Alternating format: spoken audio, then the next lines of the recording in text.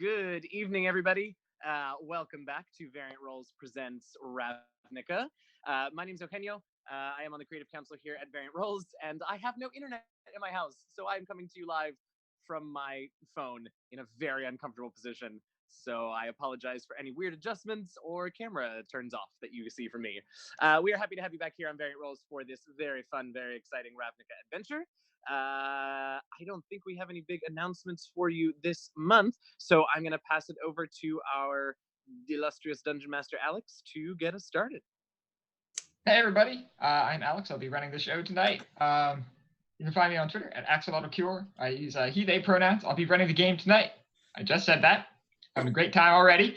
Yeah, I don't think we do have any announcements, but I think a lot of us are going to be at Gen Con, so we hope to see you there. And before I kick it off to do player introductions, I want to present a little content warning. This game features significant amounts of violence, which has the potential to occur in both houses of worship and nightclubs. And because of events, I feel like that would be a good thing to put out before it happens in stream. But with all that out of the way, I think we can get into introductions. So Emma, what's going on? Hello, hi. My name is Emma. You can find me at MK Hansen on Twitter. I use she, her pronouns, and tonight I will be playing San, the elemental monk with a water bent, and she also uses she, her pronouns. All right, and how about your twin? Hi, everybody. I'm Alexander Gaston. You can find me on Twitter at Crit Charisma. I play the character Sin, she, her pronouns, as do I'm myself. And I'm the twin of San, and I am fire. I don't know. It's been a day. It has been a day. It's been a day. Ink, what about you? Hi, you can call me Ink. You can find me at These Dead Friends on Twitter. I also manage at Curse of Lords on Twitter. Tonight I'm going to be playing Asimov, your Order Domain cleric, who does not know how to cleric, but tried his best anyway. All right. And Sam? Sorry, unmuting myself is always like a whole thing because Right. my screen. I'm Sam. I'm 60 with Victor on Twitter. I use she, they pronouns, and I play August Kane, the half-elf grave cleric who uses he, him pronouns. All right, and Eugenio? Hey everybody, I'm Eugenio, sometimes known as your friendly neighborhood Dungeon Master DM Jazzy Hands. Tonight I am playing Zan, our half-dark elf warlock. Yeah.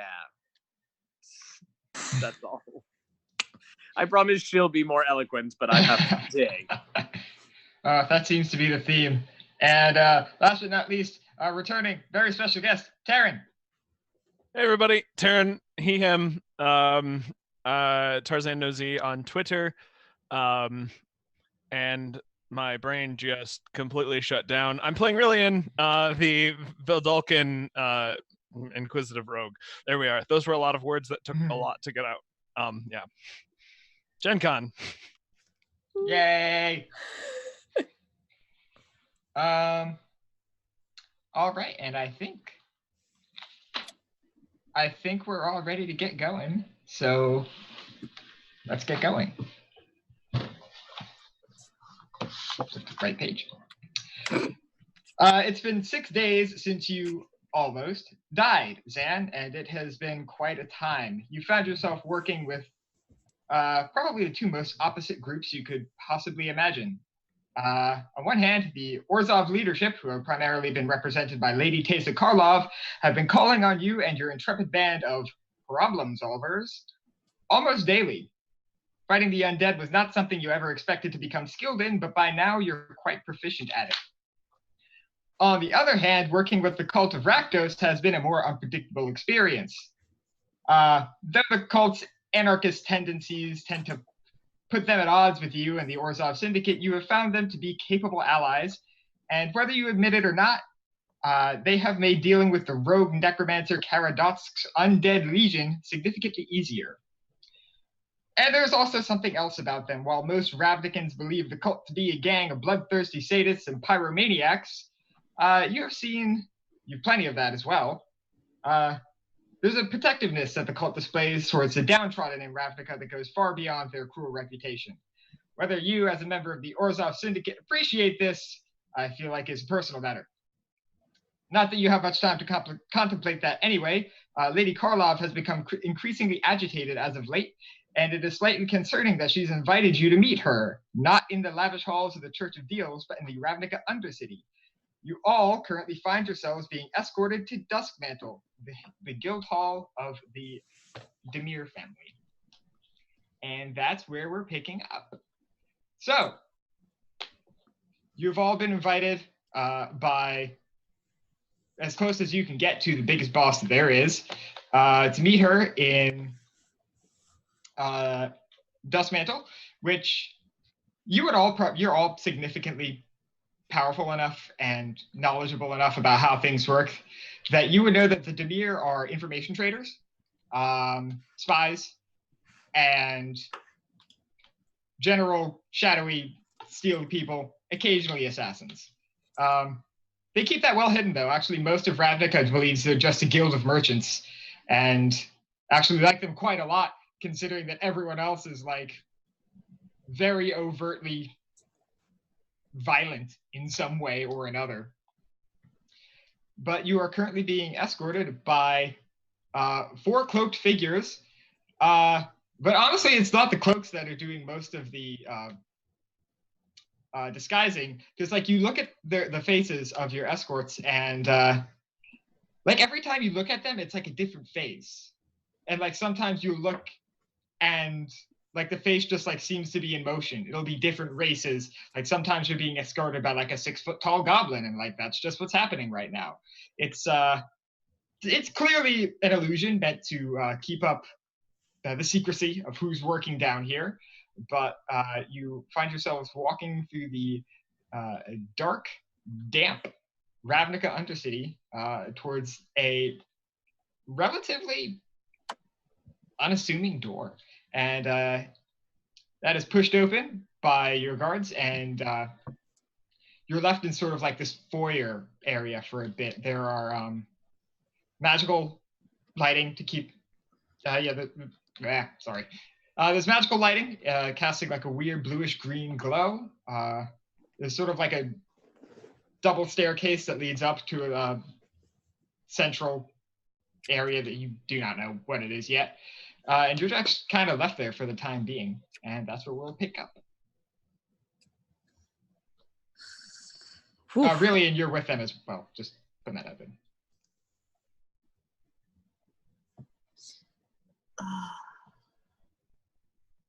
So... Hey, Rillian. Yes. Edemir, an Azorius, and an Orzhov walk into a house.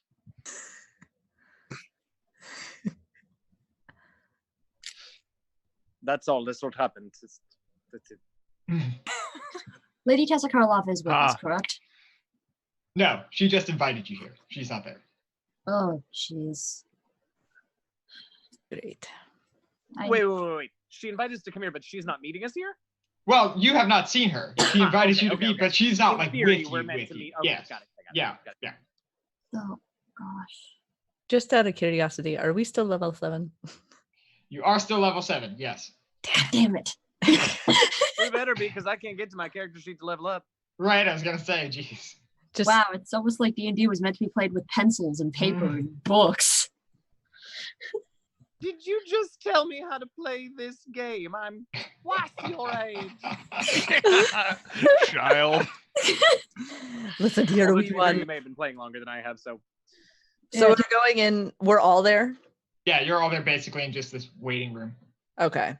I don't like this. Do they have like snacks? Maybe No snacks. A few Yeah. benches, but This not is- snacks. This is the worst lobby ever.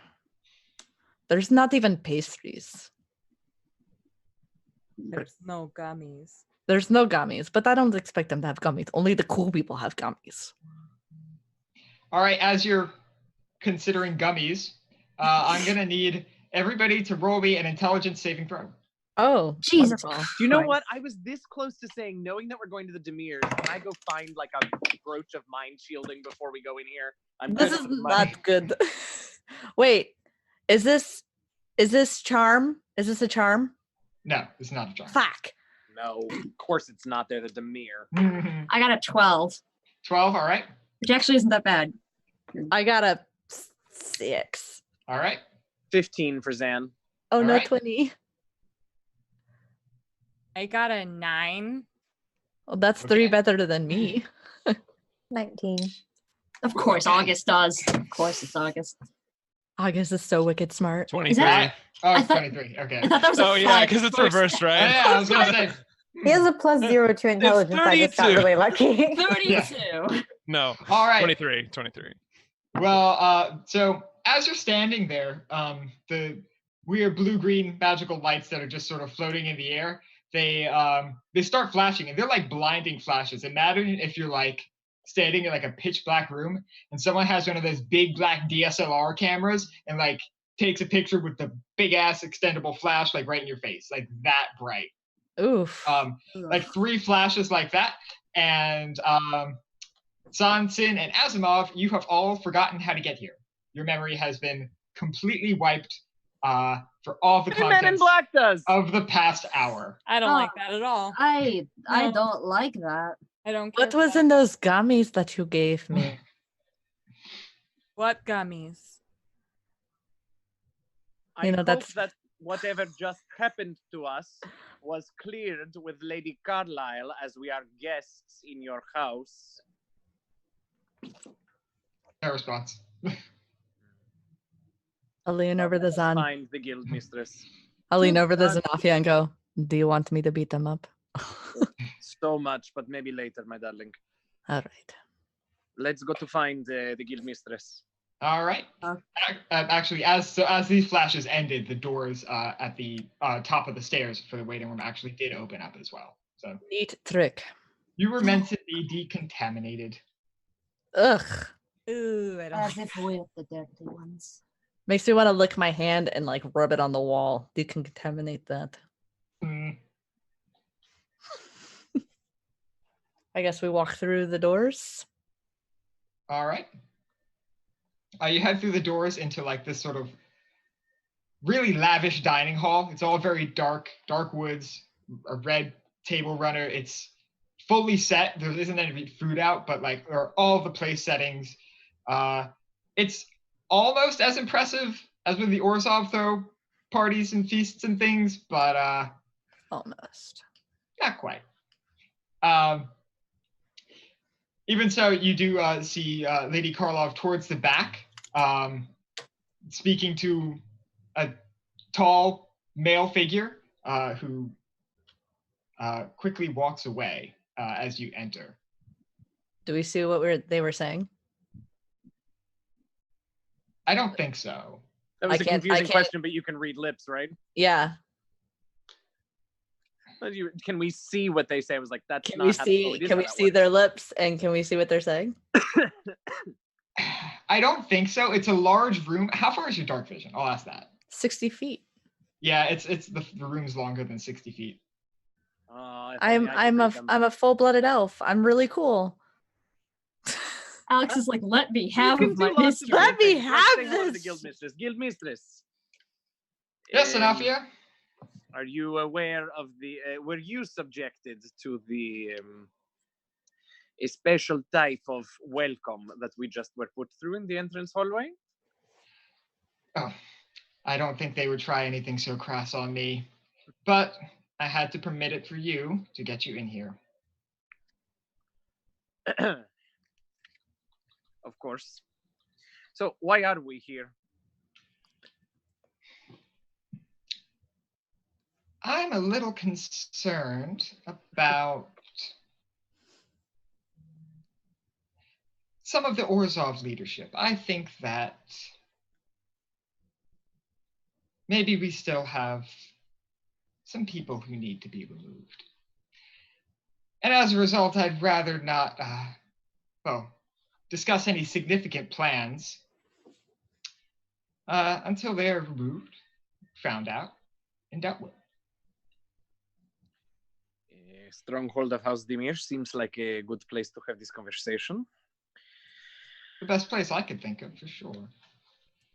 I was informed by, waves her hand absently, one of the members of this fine organization, that they were aware of the location, possible location, of one of our missing wizards. And I was hoping I'd be able to get you to deal with that. We did not finish the mission the first time. It stands to reason that we should go to complete it. Well, I thought so as well. Do you want them dead or alive? Please tell me there's no preference. I suppose you could say there's no preference. That's true. Can always question them in either state, so I don't see any reason that we should be extra careful with them. I'd prefer them to not have a pulse. Oh, believe me, that will happen soon enough, whether or not you bring them in alive. At least it would be safer if they did not have a pulse. If you make that determination. Now, I admit the information to the location of our missing wizard was not actually given to me, so I suppose we will wait. And Lady Karlov just takes a seat. Are they at least gonna give us any food or anything? Like, they have the place all set up. Nothing? What are we waiting for? Team, just have a seat and wait for them. I'll go and pull a chair for August on one side of Tessa.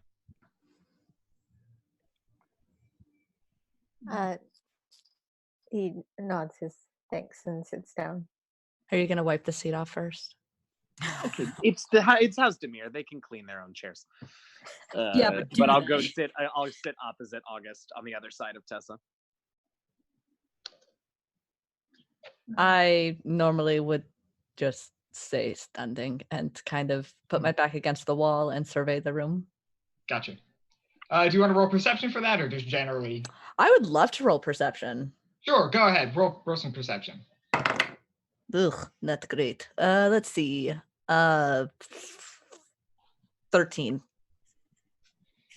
Not a whole lot. You do get the vague sense that you're being watched, but also like you don't see anything watching you. I do have a passive perception of 20, just saying though.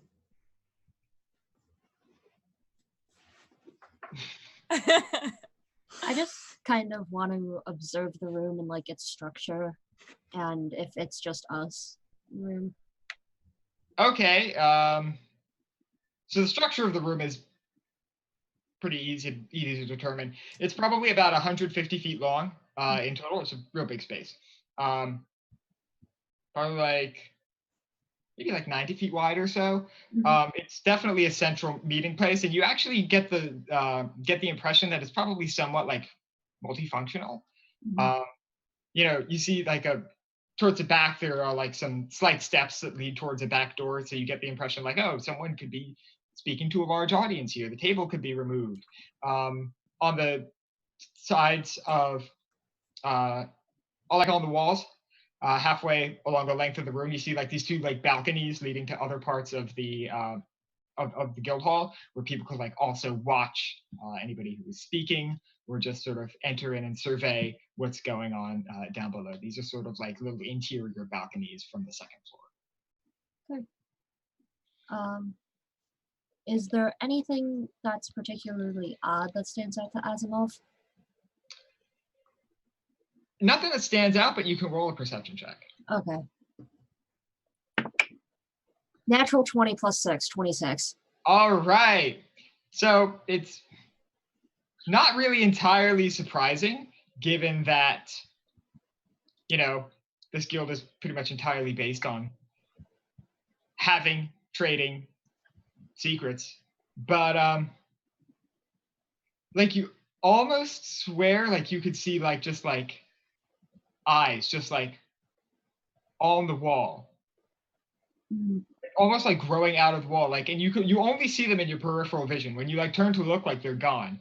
But like every once in a while, like it almost just feels like there's an eye growing out of the wall and it's watching you. Well, that is disconcerting. Not extremely welcome or trusting. Ugh, I don't like these people. Nobody likes these people. As you all have settled in comfortably, Rillian is going to step to the sort of center of everyone now that everyone is comfortable. It's time for us to discuss the information. Dark blue men. It was you who has the information this whole time, Rillian. Correct. It's, Every time we I like to think I keep our start to friends like closer. It's fine. I keep a demure. So, the person you're looking for is either in a warehouse in Precinct 6 or planting a bomb in a Rakdos club in Precinct 4. How far away are those two precincts from each other? They're pretty distant. Are they like they're like the size of states, right? Right? They're in individual cities. It would be the size of each precinct. Well, what can we do to narrow down this information? We cannot be in two places at once, and splitting everybody up is a terrible idea.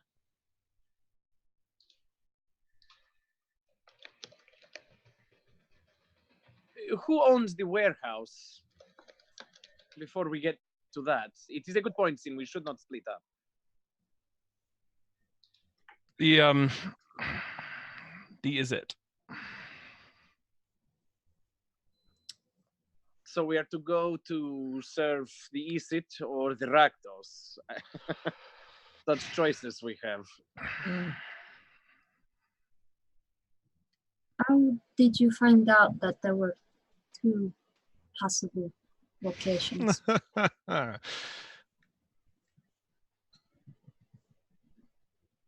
You don't have to share the information with us, of course, Rillian. That's the response you get. It's just a small laugh. That was the worst answer on the planet. He doesn't have to share his answer, but The worst he will, answer of course, is be held silence. directly accountable if we do not suss out the correct location in time. 2 locations in all of Ravnica is preferable to nothing. You're absolutely. Well, What- we understand that you don't want to release where you've gotten the information, but who are we going to ask so that we can find out what location that we need to go to? She has hit it. How do we follow up to get better intelligence if we do not know where it came from in the first place? Well, if I'm being entirely honest, I don't see why you can't do both.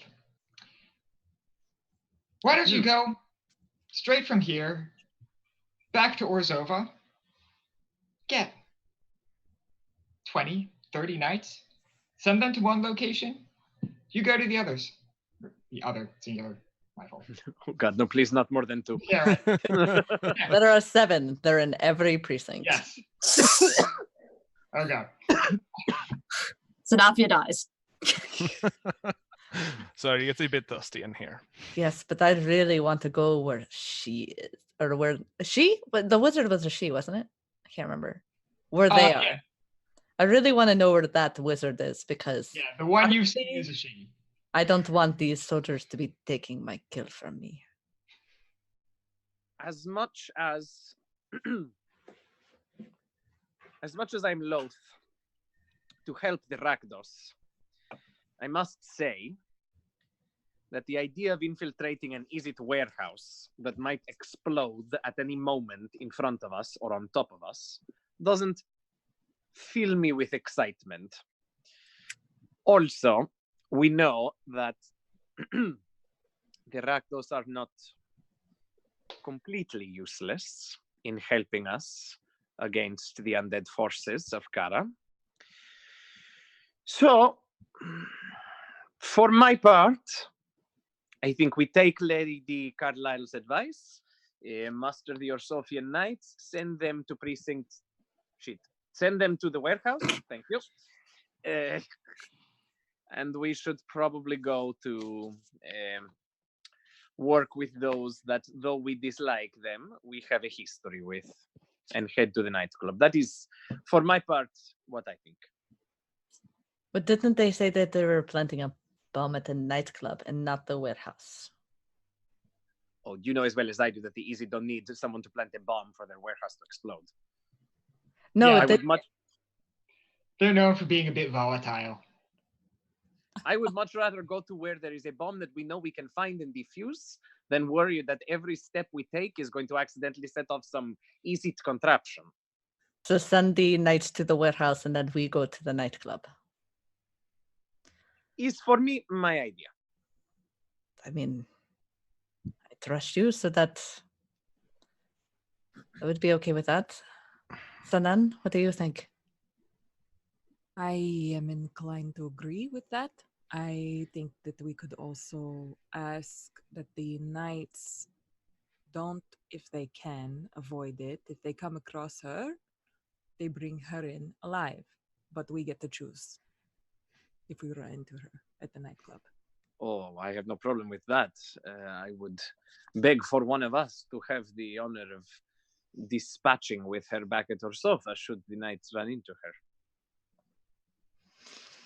You're always more level-headed than me, but I Oh, don't misunderstand. Yeah, She will die just by one of our hands. Oh, no, I absolutely agree. I was just saying, it makes sense. It makes sense. I guess to the nightclub when. I do not mean to tell you how to do your business, but you have not consulted His Excellency. Thank we you have for found telling us. We have found in our dealings with His Excellency that often he prefers to hear our opinions first so that he may be the most informed before he makes the final decision.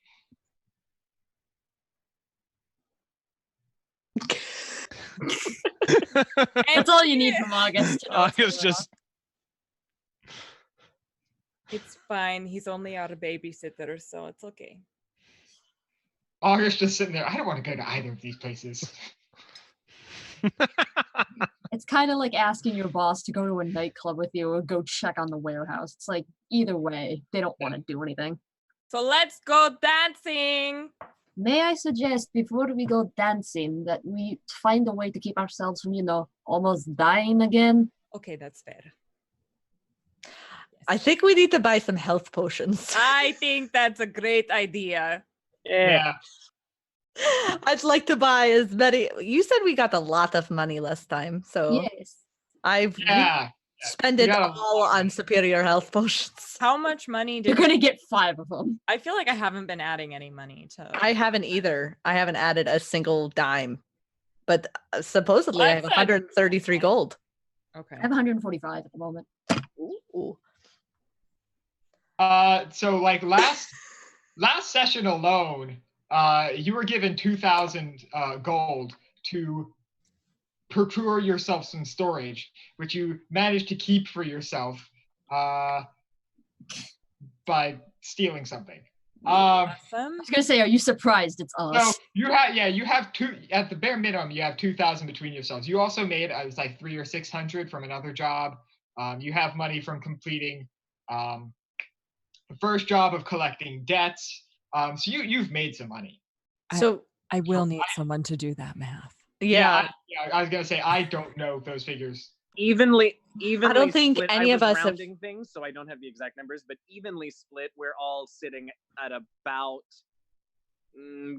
let's say 850 gold. Awesome. Thank you. person. Per person, yes. Okay. Yes, per person. Yeah. That's even split of everything we've made throughout the campaign. Okay.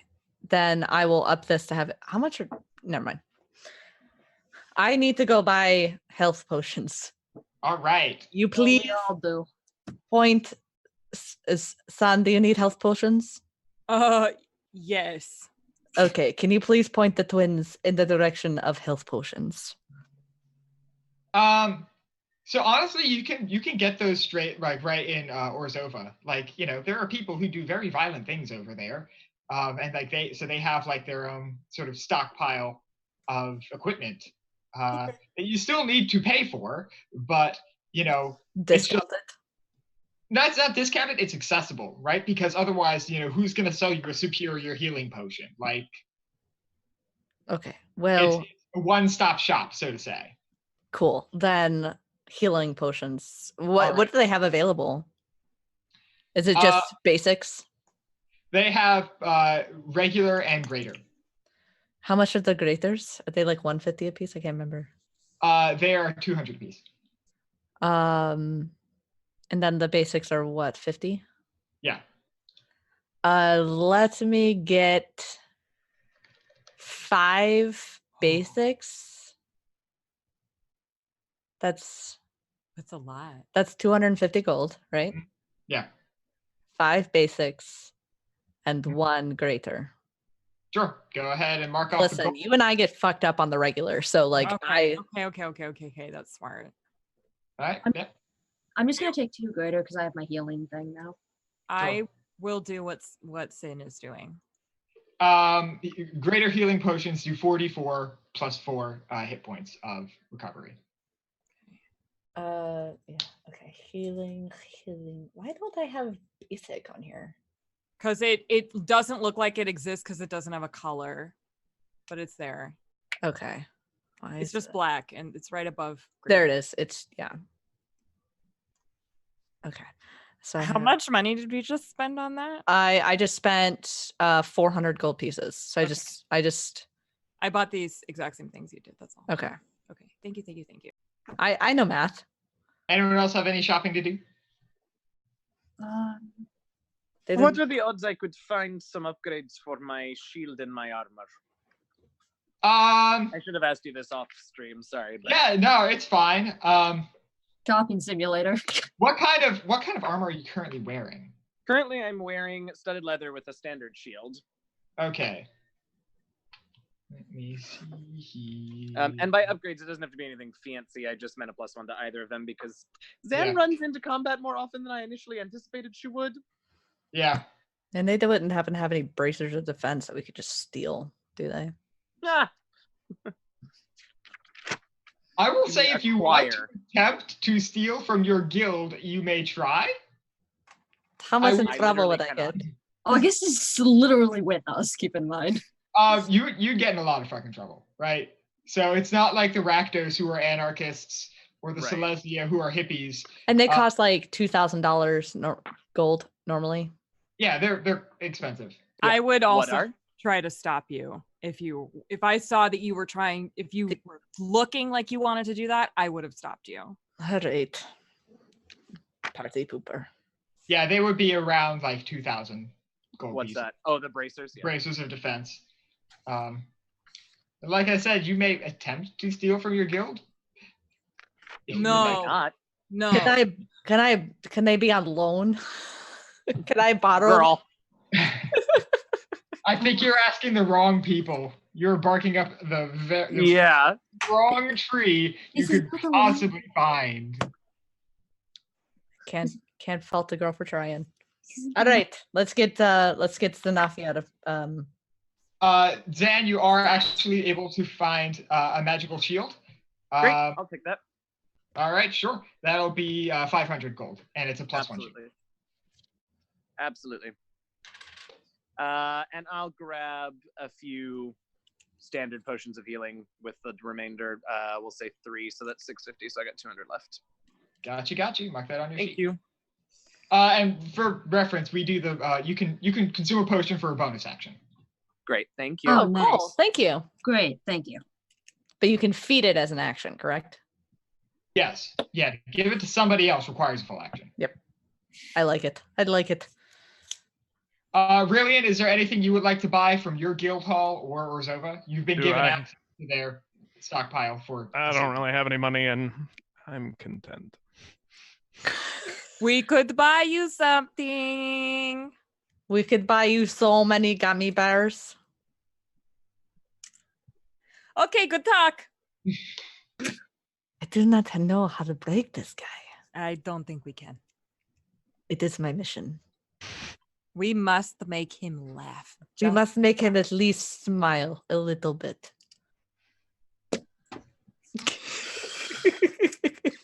And off we go. I think we're done. So Utter chaos. So The after chaos wins. heading straight to the shop inside the Orzov Guild Hall, you have to find some people to command.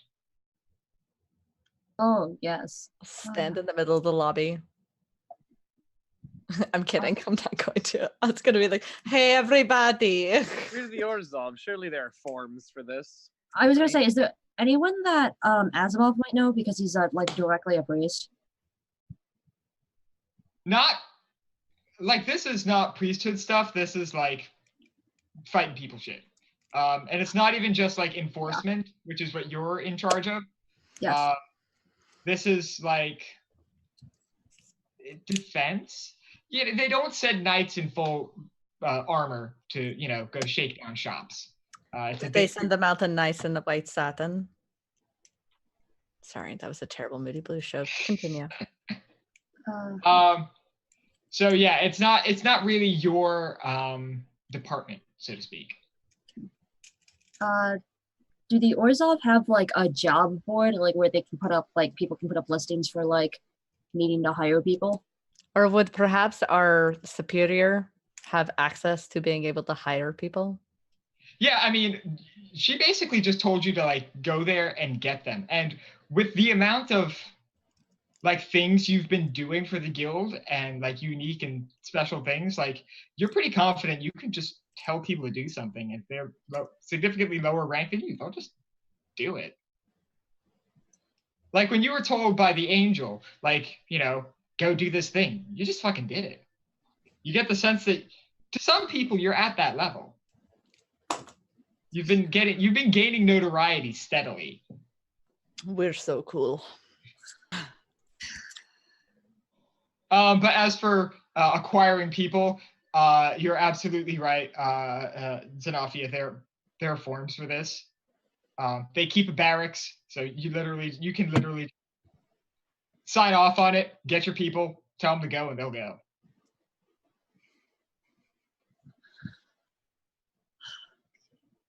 Preferably with with a commander that at least one of us is vaguely familiar with, and so we have our own sort of experience that they're not a complete incompetent.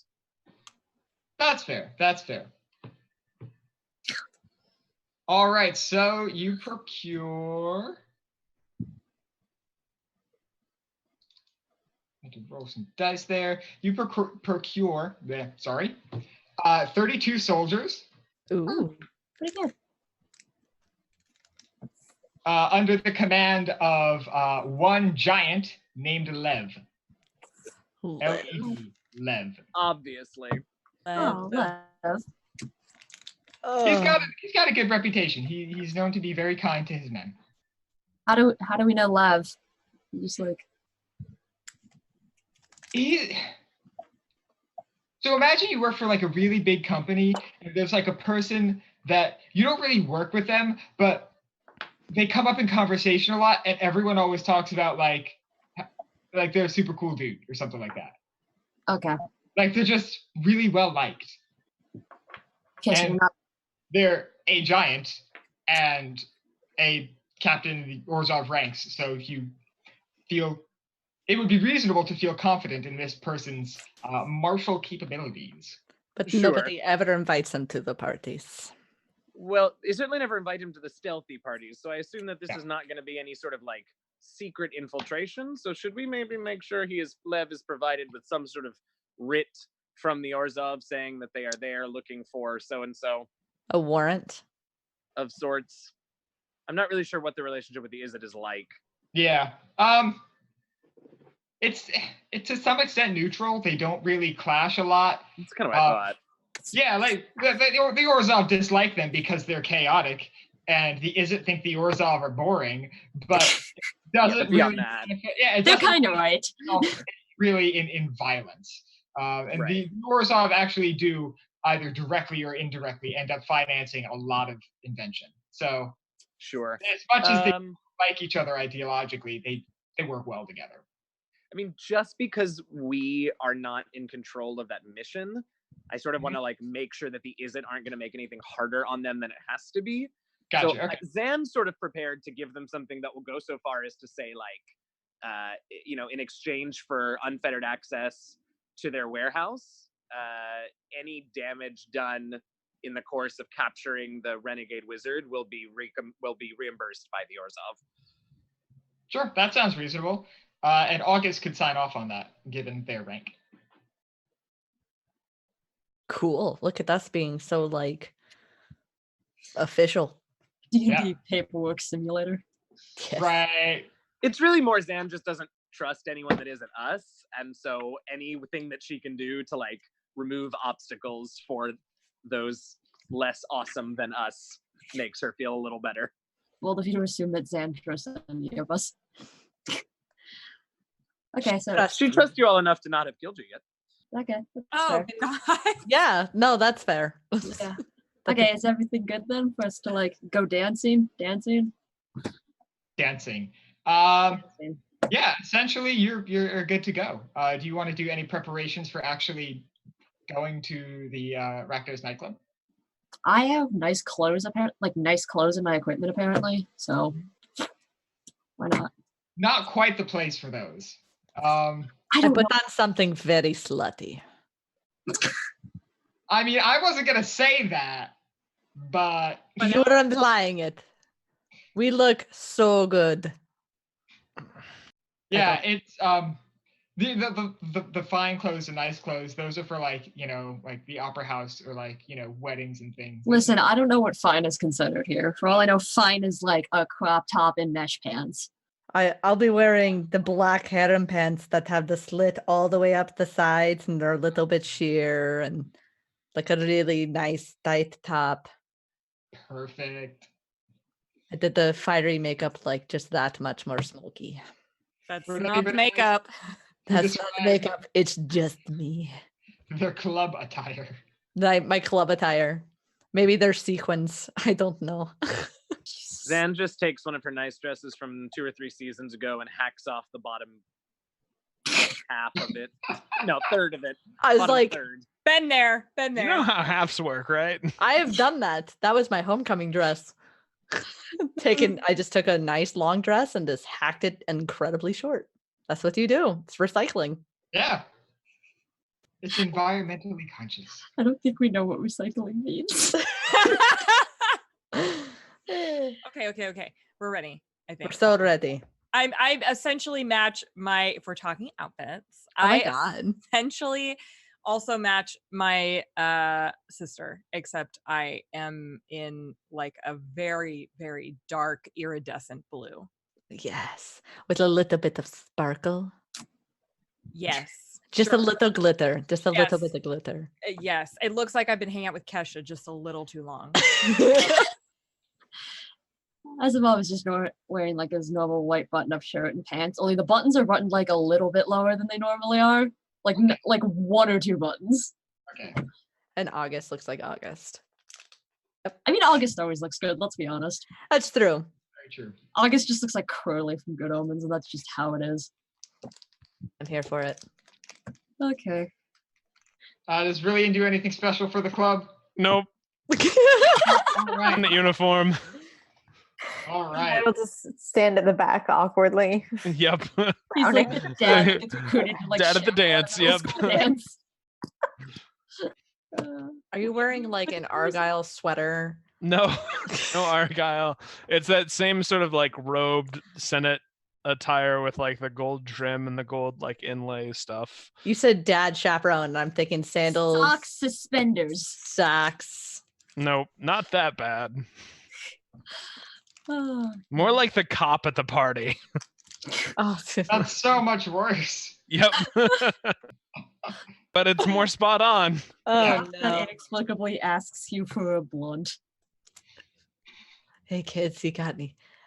Talks to actually lists the flavors of the Gatorade instead of just calling them by their color. Okay, we head to the club. We look super good. You do. One final thing, August, as you sort of enter Orzova, the guild hall, you get the feeling that something has changed and you can't quite put your finger on it.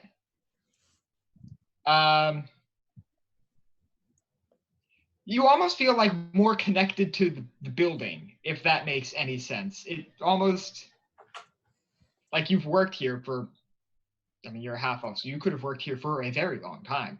But it's different. Remember back a few sessions ago when you saw the angel like manipulate the stained glass and turn it into a weapon? You kind of feel like that. And you have actually acquired a new ability. That's in my book. It's just badass. You do everything you want. It's a wild card. But the only thing is you just have to run in going, wild card, bitches. Not quite. You have gained the ability of superior life transference. You have resistance to necrotic damage. So now you will only be taking half damage whenever you cast life. You know what this means, guys? Amazing. It means we're about to get really hurt. No, I- it means we just got a healer. Oh no, I also got That's something about it. significant Alex was like, you achievement. finally get a magic item, and mine is a healing thing too, so we're good. That's a significant achievement unlocked there. Just That like is awesome. You two using the clerics can same, finally like, heal. self-destroying spell so many times that the DM is like, fine. Right? You're trying to kill yourself, and I won't let you. I want to kill you. And once per long rest, when you cast life transference, instead of using your own life force, you can choose the life force of any creature within 30 feet. Oh, holy shit. We're gonna fight August at the end. That's and August awesome. That is way cooler. mine now. That's way cooler than Sin and Sand with balance being able to use it as a reaction after one hits. But I I mean, thought that was really it's, cool. it's really cool. But that's really cool. You we're said all 30? really cool now. We just Yeah, all 30 stand feet, August 30 so feet. badly. And he doesn't even do anything. Alex is like, can you tell who my best friend is yet? No, you're all getting cool shit. Yeah, there's We plenty are. of cool shit I in this finally party. got my beginning of the session magic item, Alex. It's going good. All right, so with that out of the way, now we can start heading to the nightclub. And we do it like really cool slow-mo style, you know. There's like music playing in the background. There's just random fire from Sin somewhere. Everybody's looking at us because we're so cool. All right. It is quite a distance away. Shit. Yeah. Walking So we do that for an hour. No, it's in a totally different precinct, but basically you're teleported there. It's fine. They've got wizards on staff because of course they do. of course. They just port you over there, no problem, and you end up within like a block of the place you need to go. By now it's actually pretty dark. You were supposed to meet Lady Karlov like real late in the afternoon, kind of an early evening, getting all the way back to the guild hall, buying stuff, getting a group of soldiers together. It's probably about 9 or 10 o'clock, and the nightclub is pretty busy. You can hear this sort of like raucous jazz type music. I imagine that is what happens in Rakdos nightclubs. There's no like EDM or nothing. Not quite. You can see like a sort of like red light coming out of the sort of like the frosted glass windows. And you just see like from the outside, you just see like the outlines of like dozens of people against the light. It looks packed in there. That's what you see from the outside. Did they happen to let us in like a back entrance? You can enter in however you want. You're left off like, at the end of the street. So Through the window. you can enter however you like. I'll look everybody and I'll go, do we want to all enter into the same door, or do we want to have multiple entrances covered? What do we think?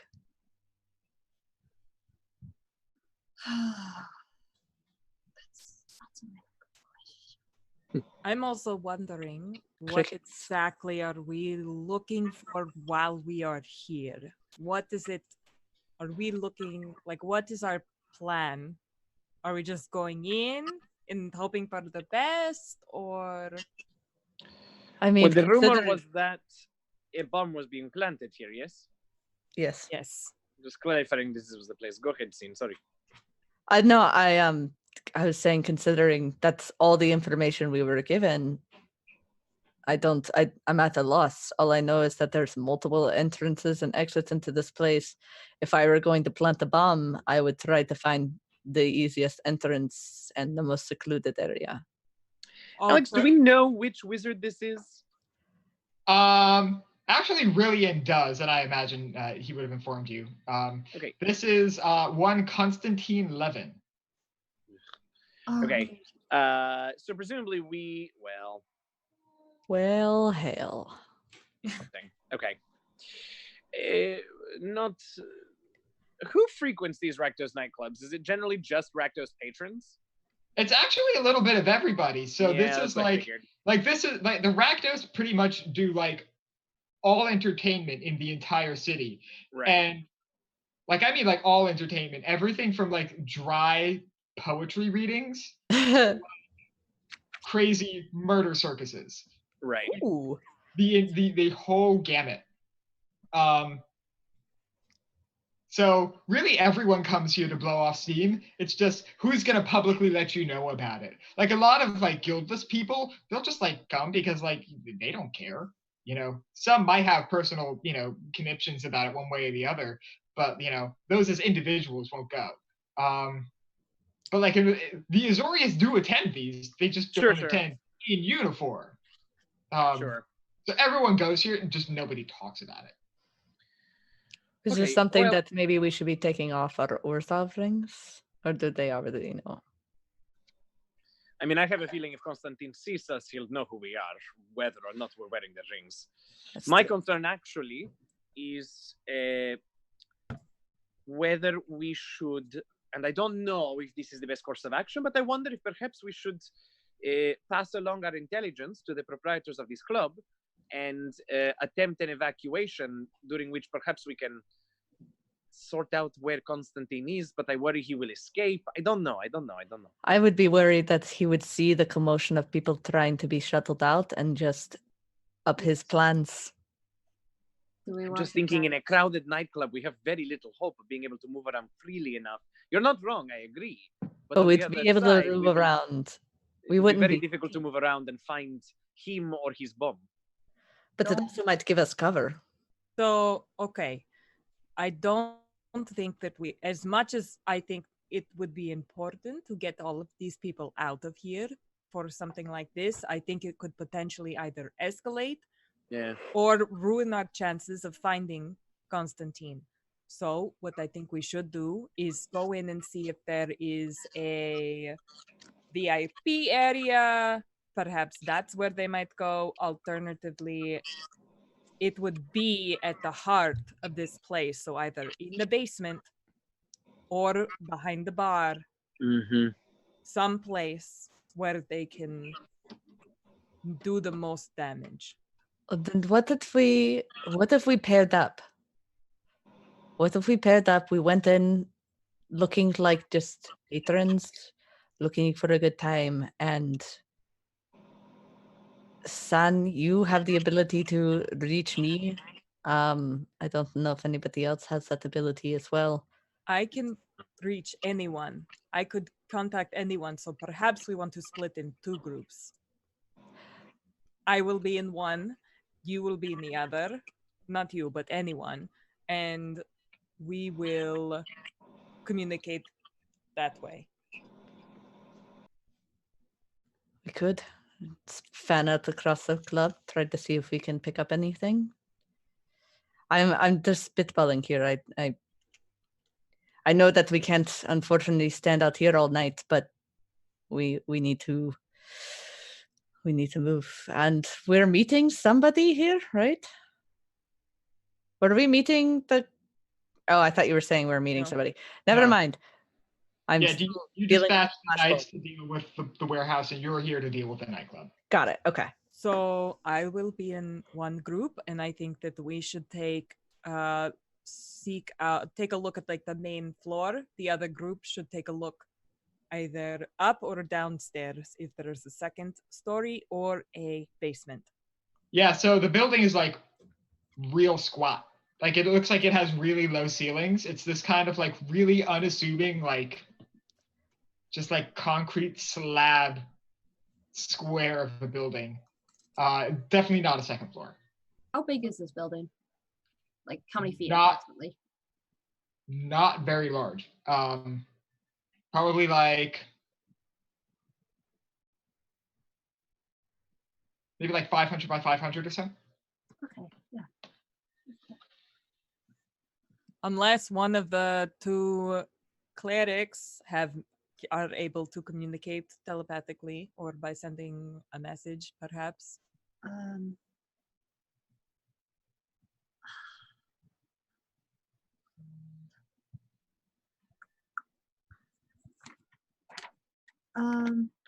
Quick question. Since our last session, have we regained all of our spell slots and everything cool like that? Yeah. Oh yeah, it's Okay. been 6 days.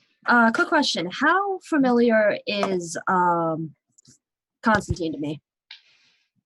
Not at all. But I have his full name, right?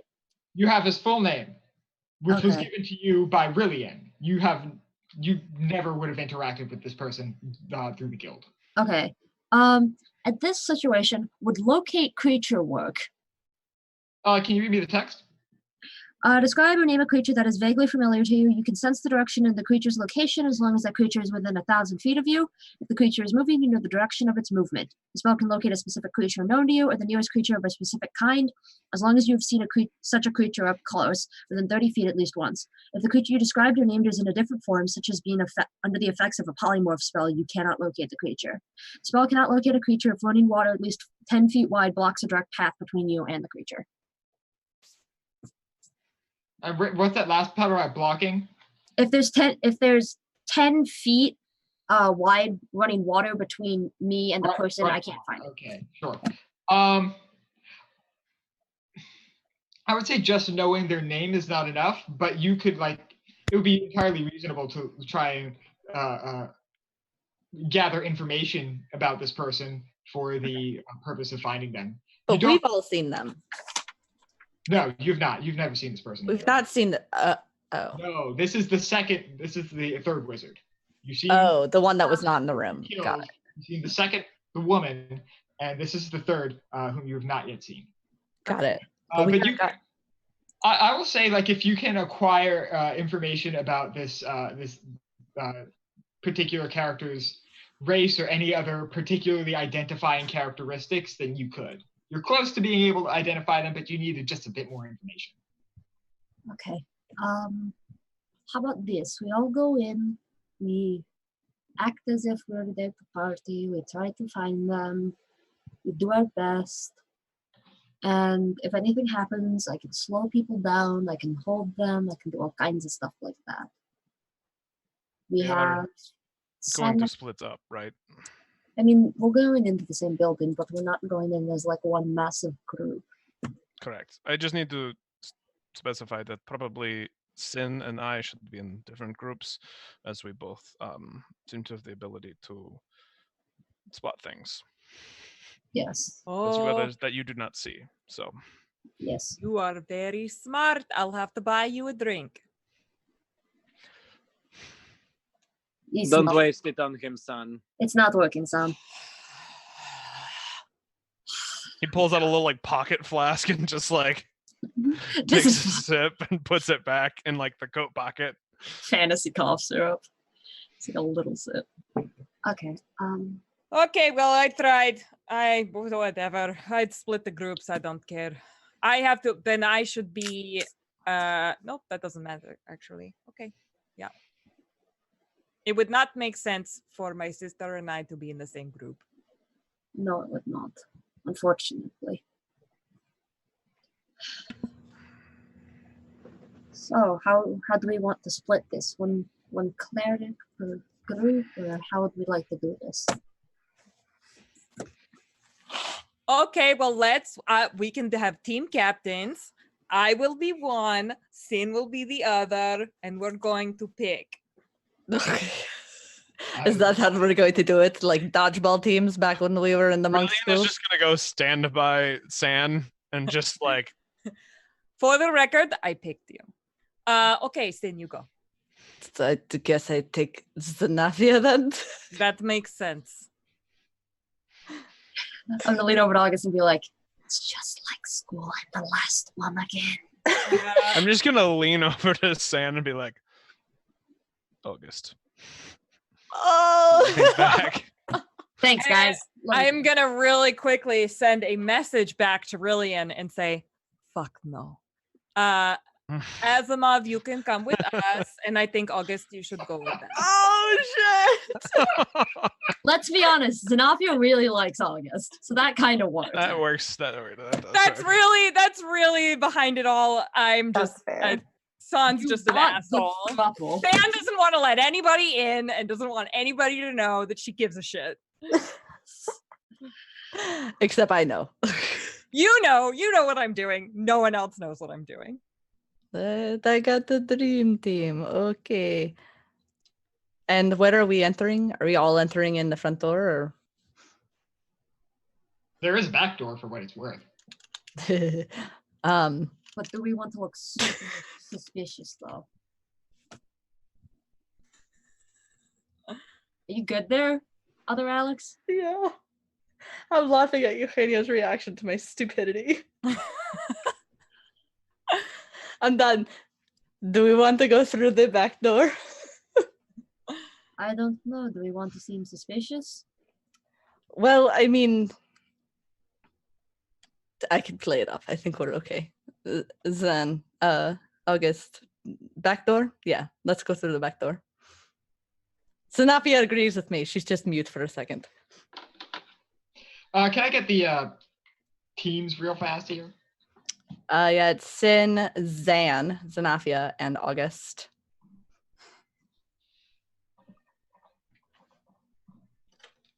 And then Gotcha.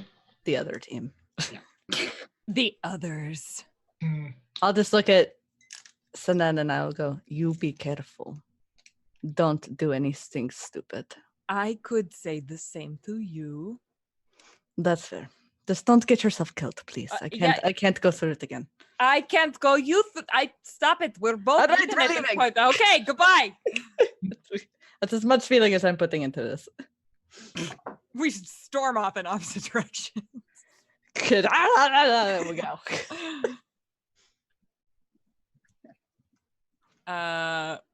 Okay, so we're going. I guess I'm gonna just head right up to the front door. And is there like a bouncer, or can we just go in? Yeah, you can just walk straight in. I'm walking in.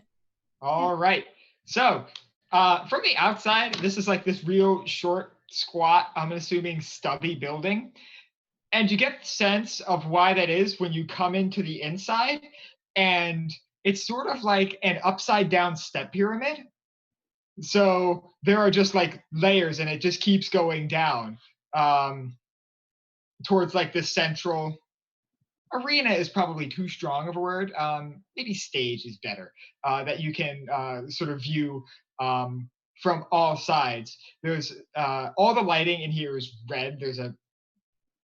It's very gaudy, considering that the Rakdos tend to use red, black, and yellow as their colors. So it's kind of ugly, but it's a nightclub. What are you gonna do? But it's packed. On every level, there are people. There are multiple bars on this level. You can see 2 bars downstairs. Further down, you'd probably need to do a little bit of investigating. But from where you're standing, you can look down because it's all like empty. There's like a central railing in the middle where you can like look down and see all of the other levels. There are 5 levels in total. Okay, I'm going to lean over to Sad and say, we need to stay together so we don't, get split more than we already have. Can I ask a logistics question? Sure. Can I send the staff to my twin? No. Okay. Yeah. How do I trigger it sending it to her? I trigger it. Yeah. So whenever one of you makes an attack with the staff, but you're not in possession of the staff, you acquire it. So you can't send it to me. It's not really. It's that we request it. Yeah. We call it to us. Yeah, you take it. It is not given. Yeah. Then could we have made an agreement that we take it every few minutes to? I'm message going to each other? attack someone every few minutes. Yeah, I say attack because like that's what you're going to be doing with the staff most of the time. You can just call it. Yeah, that's what I was saying. Just call it. You can just call it into your hand. Oh, okay. Because I don't have message. Got it. And so it was my way of messaging. Yeah. Can we write notes on it? That's what we did a few episodes ago. Yeah. We did. Well, you weren't here. Oh, okay. So, but we were having a conversation you were not privy to, but it was a conversation with you. Perfect. Okay. Yep. That's awesome. Okay. I'm into that. Yeah. I was just wondering if like, just to kind of keep track of everything, just in case we'll just call it back and forth. So I will just give her the staff and I will call it if we need help. Sure, got you. How's that sound? That sounds good. Okay. All right. So I guess I will put my arms out and I will escort His Excellency and Sanafia, like the really cool person that I am, through the back door. Through the back door. All right. Honestly, it's very uneventful going through the back door. You just walk straight in. You get the sense that the security here isn't quite like how you do security or how the Azorius do security. It's more of like it's a people first situation. If something happens, you get the sense that pretty much all of the Rakdos in the nightclub that are partying will probably take part in the defense. Okay. But their security is shit. Specific bouncers or something like that. Okay. And do I notice anything out of order as we're going in the back door? I mean, once you enter, everything is to some extent out of order because it's utter chaos. People dancing, people drinking, loud music. So we're not entering through like a storage room or anything like that. No, you're pretty much going straight in. Okay. Yeah. Really? And there's only one room and it's one story?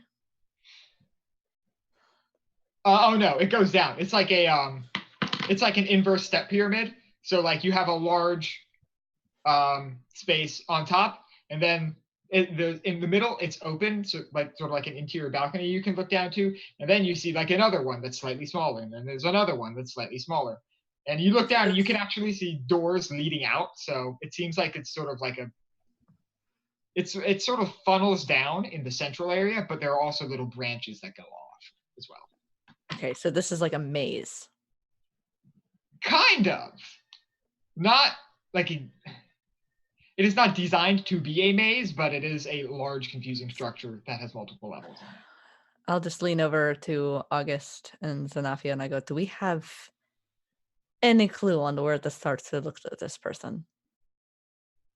Unfortunately, no. If I were going to plant a bomb, where would I plant one? I feel like I would want to do it where it would affect the most amount of people. Where is the most amount of people? So probably like the largest quantity of people is on the level you're on, but the largest concentration of people is further down where the levels are smaller and tighter. Okay. That's probably where I would go. I think we should go down. Sure. I think you're probably right. Mm-hmm. The stairs are easy enough to find. That part is not particularly maze-like. Okay. And I will kind of keep I'll just kind of keep a lookout for shady individuals, like the ones the airport security always tell you to keep an eye out for. But okay, sure. Go ahead and roll a perception check. That's not bad. It could have been worse. 17. 17. You observe what could probably most accurately be called a drug deal. You see a handoff of a small bag of coins in exchange for this small potion bottle, which is very you can see like the vapors in the bottle, so it's probably something meant to be inhaled in some fashion. So, but beyond that, it's a can of spray paint. Okay. I don't care. I will continue down the stairs. All right, sure. With my arm candies. Got you. So when you go down the stairs, the first level was like this sort of like very chaotic party. Like I said, with like super loud jazz music, people dancing, people drinking and screaming and shouting. The second level is like very quiet. There are a bunch of people sitting like very calmly, watching basically like a poetry reading. Like there's this. So in Ravnica, there's the Civic Combine, which does bio experiments, and they create these humanoid creatures, and they are sort of like these humanoids with like weird animalistic kind of adaptations. And this is one of those. They have like really wide eyes that are kind of like exaggerated football shapes and like slightly bent downwards at an angle, a real slit-like nose, and they have sort of like almost like a manta ray type fin structure underneath their arms, and they're just sitting there very calmly reading this poem. It's not like slam poetry or something. It's about nature. This person particularly likes walking through Precinct 3, where the Selesnya grow most of their large trees and more exotic flowers and stuff.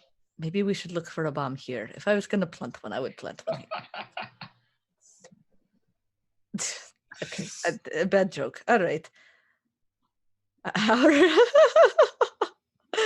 are the other team doing? I was going to say. You still have them within sights? You could get flash. You could get like little. You could see them like in passing because they're only one level above you. So like you can look up through the opening. Like you can see them. Oh, there they are by the balcony. Yeah, I figured we were keeping eyes on each other and maybe like kind of rotating around as we go down, keeping a lookout.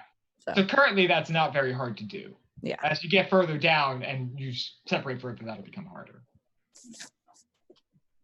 I would like to lean over and go, Brilliant. What does Constantine look like exactly? Like, what am I looking for? You don't know. Really just kind of gives you a look like a wizard. Oh, Jesus. Cool. You know, providing information on a location and a name usually suffices. Most organizations, you all have a particular case of give-me's. It's less give me's and more like, I would like to find this person without going around being like, are you Constantine? Are you Constantine? I have no idea who you are. Are you Constantine? Well, saying his name a bunch of times is probably going to not help. So, Yes, exactly. I was referring to the conversation you were just having. So, son. Yes. I'm sorry. Are you with us? You were looking a little spaced. I left for a second. I'm here. Hello. Yes. Where do you think we should head? So I think that we should first of all just take a little tour. We're going to do a walk around, and I want everyone to keep an eye out for anyone who looks as if they are surveying the area, as if they are leaving the area to a place that doesn't look like they should be going to. Okay, sure. Also, as we walk around, I would like to cast Detect Magic and look specifically for like enchantment stuff, like specifically like School of Wizardry kind of stuff. Okay, sure. When you cast Detect Magic, you do kind of see it all. You can't just cast it on a specific type of magic, but you're able to observe. So one thing you notice when you cast Detect Magic is like the entire building is definitely under the effect of some sort of transfiguration or transmutation rather. I'm sorry. Transmutation magic. I'm still in Harry Potter, guys. Yeah. So there's definitely like the entire building is basically a work of transmutation, given its structure, how it was built, which is granted not entirely surprising. I suppose there's probably like you also get really strong sense of like conjuration by the stairwells, which is you expect how there's like such a dramatic shift in like the experience from one level to the next. Sort of like a miniaturized version of like slipping between planes or something like that. As for like magical items, you see a few on people. Like you'll see a ring there and like, oh, that's a Golgari signet, or like, oh, that person has like a Boris brooch. But it's not a whole lot of, you don't find anything like weaponized. It's a lot of like little trinkets, bits and baubles just belonging to random people, and 95% of them are guild related in some way or another. Okay, I can keep that for up to 10 minutes, so I'm just going to kind of keep that going while we're walking around for a little bit. Sure, yeah. It's a bit of a kaleidoscope. Like this place was already kind of sensory overload, but now that you're getting these like flashes off of every magical thing in this preposterously magical setting, it's a lot to take in. Someone had to do it. Yeah. Alex, I have a question. Sure. Because this is not the first bomb that was placed. Yes, that's correct. Were we given any information on the makeup of the bombs previously? Like of its, like where were they placed inside the building? What were there? Did anybody rebuild them? I'm literally CSIing the shit out of this. Do we know like its components and like? So 2 things. 1, go ahead, make me an Arcana check, an intelligence check, either history or Arcana, whichever one you're better at.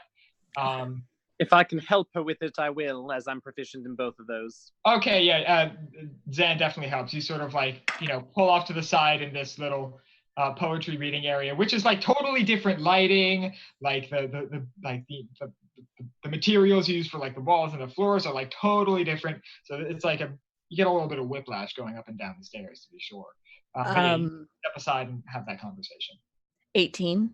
18? Sure. So you would know that if anyone really wanted to build a bomb, they would go to the Izzet. No one else has remotely the type of energy capabilities that they do. And intentional or no, They build the best weapons in Ravnica. Sometimes when like factories go up for them, like it will level entire city blocks. And do I know normally where one would place it? Like, are these big items that cannot be carried in under a coat? Yeah, they're generally pretty big. Okay. Because they make contraptions. In the truest sense of the word, even their best creations are kind of like cobbled together. So you would look at this thing and you would instantly know that it feels like you're looking at the work of like an amateur bomb maker, whether or not it's amateur work, but like they all look kind of junky, like just barely held together, because that's just kind of the culture at the Izzet. So I would assume probably Sin and Senna, being the chaotic people that they are, have probably been to this club before, perhaps. And would we know of a level that has some big thing, like something that could easily conceal this? Like, obviously there's no EDM because there's no electricity, so it's not like a DJ booth. Well, there actually is. It's not electricity, but there is magical energy in Ravnica that like runs through houses. Like there's elevators, there's central heating and air in some buildings. So there is some degree of quote unquote modern infrastructure. I think it would be a bit of a stretch to say you've been to this particular club, because like this is all the way out in Precinct 4. I tried. Yeah, no, it's a fair question, and if you were closer to home, I probably would have said it was reasonable. Okay. But this is quite far away, and even among the more working class neighborhoods of Ravnica, this place is it's pretty violent. Zanafia, August, there's something that would explode would be quite big. Should we be asking if there's any shipments today, or whether? I mean, we came in through the back door, and it's not like there's like a loading dock or anything.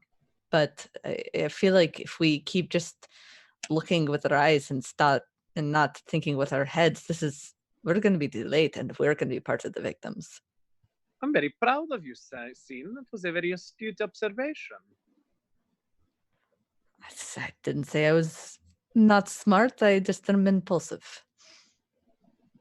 But this was not impulsive. You are making a plan. I'm proud of you. I really don't want to die. Yes, I think the suggestion is a reasonable one. What do you think, Your Excellency?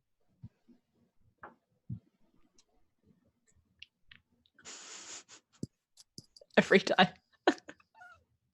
I'm sorry. It's really hard for me to compose myself when somebody calls me Your Excellency. That's fair. That's completely fair. Every time I'm just like, It's like the dog that got licked that doesn't want the responsibility. Oh my god.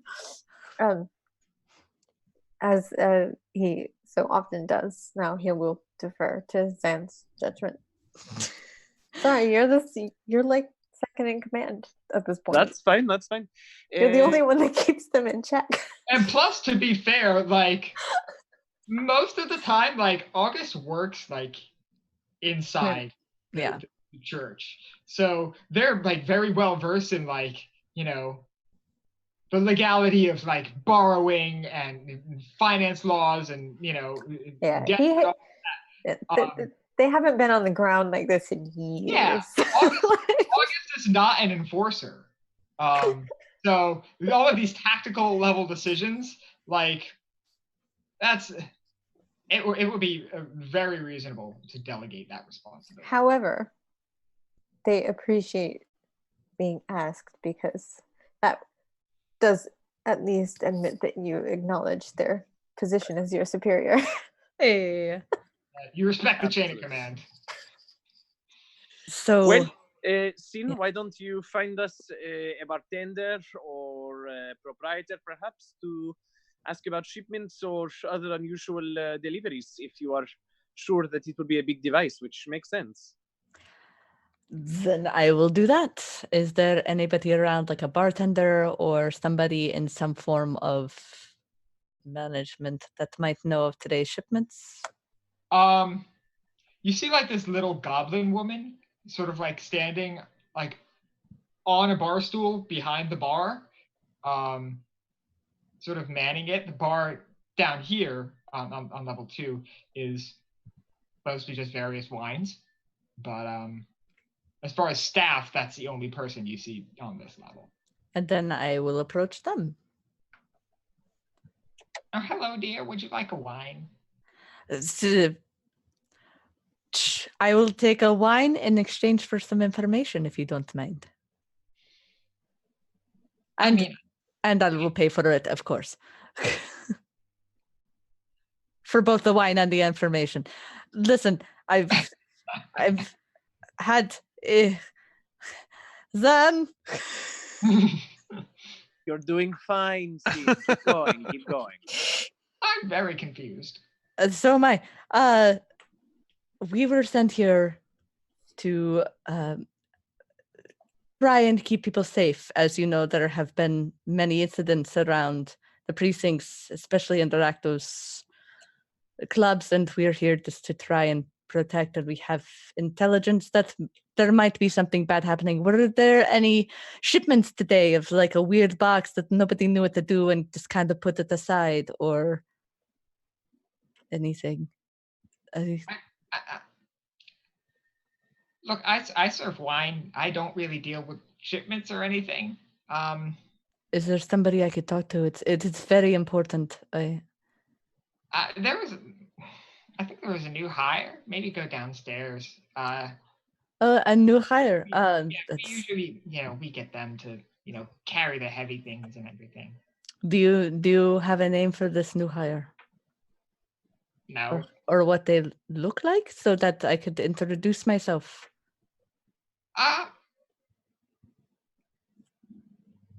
That's a weird question, but okay. And she goes on. I can't keep doing that. She goes on to explain that the new hire was another Simic hybrid. It's a tall man, bearded, sort of long hair pulled back into like a man bun, and sort of like these two extra like real long like hairy arms, like almost like if you have like the arms of a gorilla, but they were made out of like chewed bubblegum and you just stretched them out of it. Oh, okay. Yeah. That sounds like it's going to be very easy to find. Yeah. I will flip her a gold piece and pockets it. Thank her for the information. Say, just give my wine to somebody else, and we'll relay back to Xenafia and August about what I said. And didn't they have? Wasn't the Simics? They're usually part of health meetings. Yeah, wasn't there something weird going on? So the hybrids are usually part of the Simic Combine because they're vat-grown people. So most of the time they come out of the vat straight into the Simic and like they don't leave because like that's all they know. That's all they were made for. But sometimes they have been known to leave and take other positions. Like for instance, whoever is reading the poetry right now is a Simic hybrid as well. Okay. Is there any history throughout these attacks of Simics being involved? No, not that you're aware of. But didn't, when we first started all this Mishiva, there was like money was being given to the Golgari. The Golgari. Yes. But there are many Simics in the Golgari, aren't there? Maybe slightly more than yeah, they're two different guilds. Maybe slightly more than average. Okay. Given the sort of similarity in like climate, because the Simic, they don't all entirely live underground, but a lot of them do live in like these real damp, moist caves that they have like retrofitted into residences. Whereas the Golgari live in sewers. There's not a whole lot of difference there. Okay. I will call Balance just to get San's attention.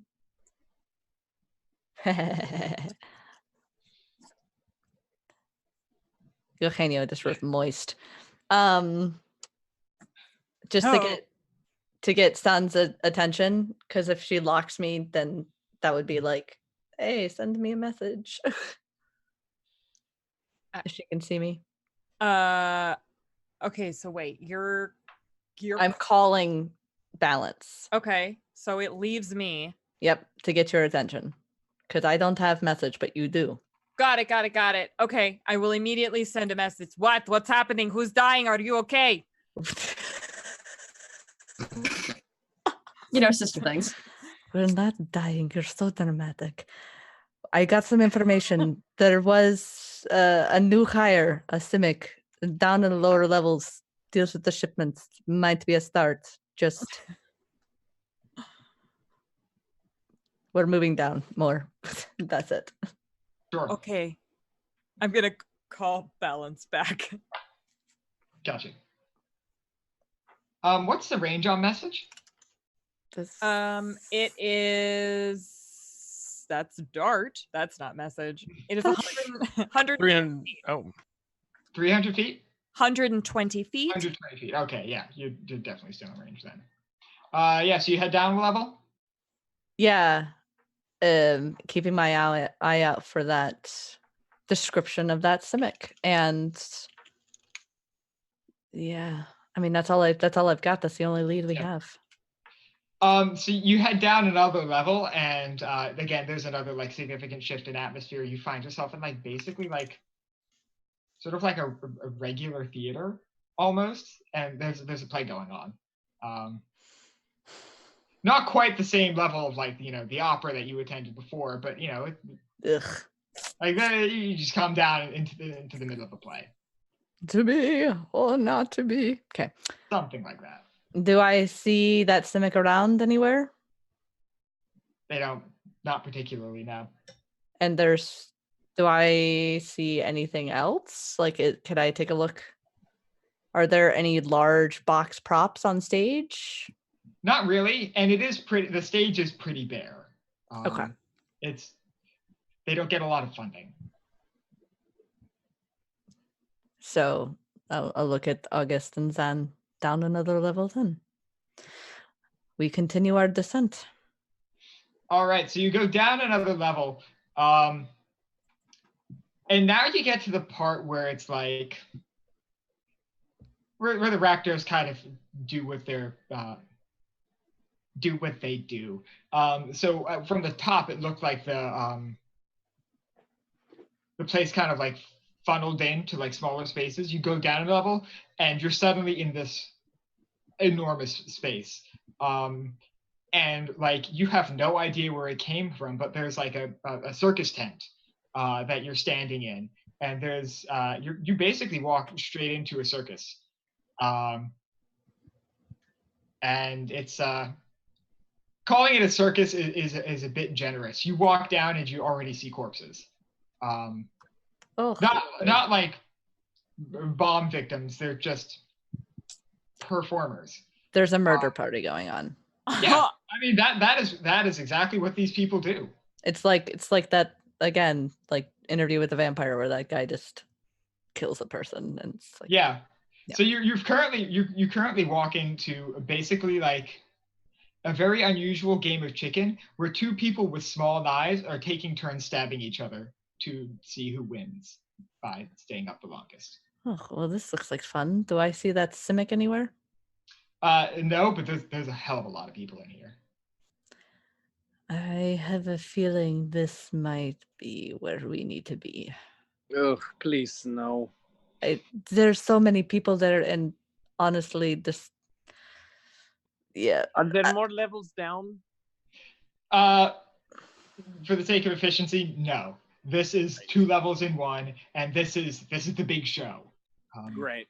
Yeah. I'll call Balance, and I'll stick a note in it that says come all the way down and then wait for it to be called back. Because I assume we're probably more than 120 feet away from each other. Mm-hmm. Gotcha. Oh no. I'm going to first attempt to send message because that was the plan. Okay. So I'm going to send a message and say, "Are you okay? Who's dying?" It's a bit far down. and I don't. That is out of range. So it doesn't do anything. So I have a moment of panic, and then I'm gonna That's waiting. and I'm gonna call balance back. Mm-hmm. Do I see the note on it? Yeah. And I will read the note, and I will lean over to Rillian and Asimov and say, "Okay, they're downstairs. They found something, so we have to head downstairs, all the way down into the depths." Okay. Have we seen anything while we've been perusing the top level? Yeah, because I still have my whole thing going on. And I have 26 passive Yeah, perception, I was so gonna say, I know. Yeah. Believe me, I know. Honestly, nothing.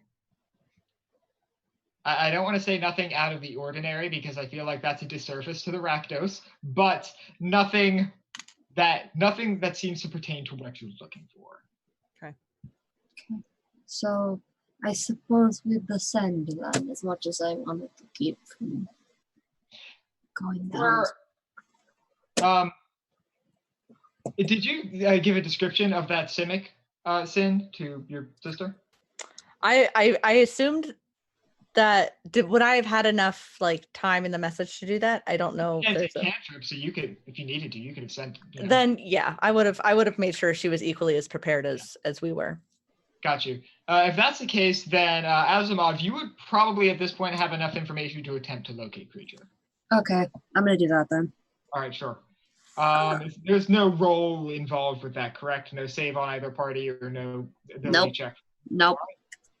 Then yeah, I will say like sort of barely on like the edge of your perception, because this is a 1,000-foot range, right? Yeah, 1,000 foot. Yeah, I have a lot of space. Yeah, so like barely on the edge of your perception, which is very distorted because of the sort of magical shifts you experience as you go down levels. You do sort of get something, whatever that looks like to Asimov. You get a blip on the radar. Okay, so pretty much with that whole spell, I know which direction it's moving in. Mm-hmm. If it is moving, mm-hmm. and what kind of direction I have to take in order to get closer to it. So you need to go downstairs, Okay. and they're not moving at any. They're not moving very purposefully. I'll put it that way.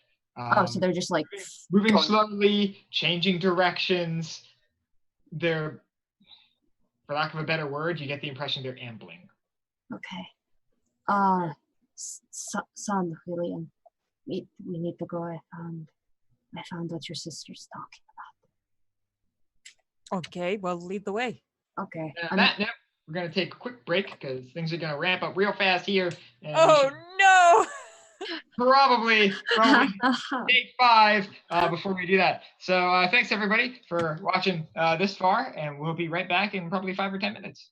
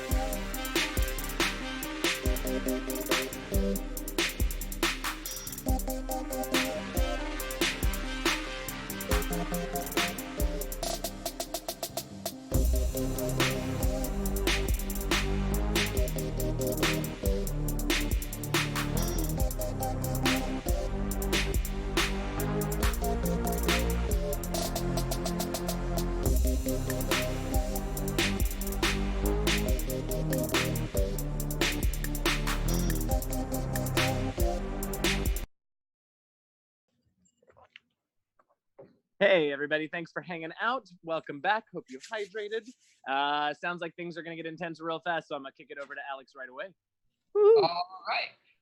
Let me just adjust my volume real fast. Okay, so Asimov, you have a blip on your proverbial radar with locate creature. And you all have the description of a tall, bearded, man-bunned civic hybrid who was a quote-unquote new hire. Is it Taryn? No, not quite. It's like a longer say, I was like, am I the NPC? You're not the NPC, I promise. Send him over the character sheet. He's got to get ready. Hello. Actually, before we get any further, since we are in the proximity of one of our missing wizards, Eugenio, do you have the information for Vengeance of the Orzhov on hand? Since I can only see one screen at a time, no, but I think it becomes a +2 and I can do the spell slot restoration, Yes, right? bonus action to restore one spell slot, yeah. Got it. Yep. Then you're good to go for that. And you definitely get the sense that that's happening. I will immediately get my companion's attention and tell them we are in the right place. He is here. And I'll just sort of glance down towards obligation, which is no longer obligation, because there was a physical change to it as well, if I remember. Yes, yeah. Yeah.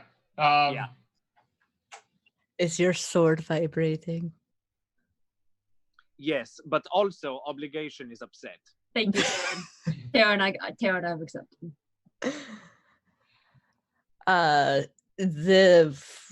Is there things? Sorry, wow, words. I just got trigger high from the cookies I just ate. Are there like large boxes that maybe something that could hide things? Not that you can see, but you do know there are like you do see sort of like exits.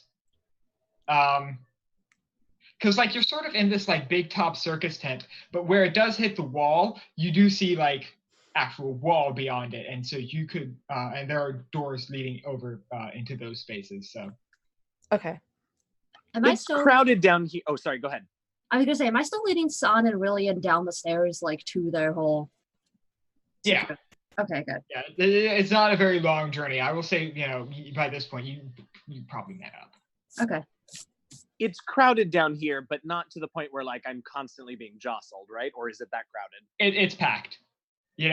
Whereas most of the people upstairs were. This is the big draw. This is what the Rakdos are known for, and whenever they have a performance like this, it attracts a lot of people. It's a very dangerous atmosphere to be in, even for the crowd. There's a significantly higher chance of death in here than there is literally 10 feet up the stairs. But people still come. Okay. How close is this person to me? Now that I'm down on the same level. Now that you're down on the same level, they're probably about They're like across the little circus pit, I guess is what it's called. How big is this pit? Probably about 200 feet at circular, 200-foot diameter. Got it.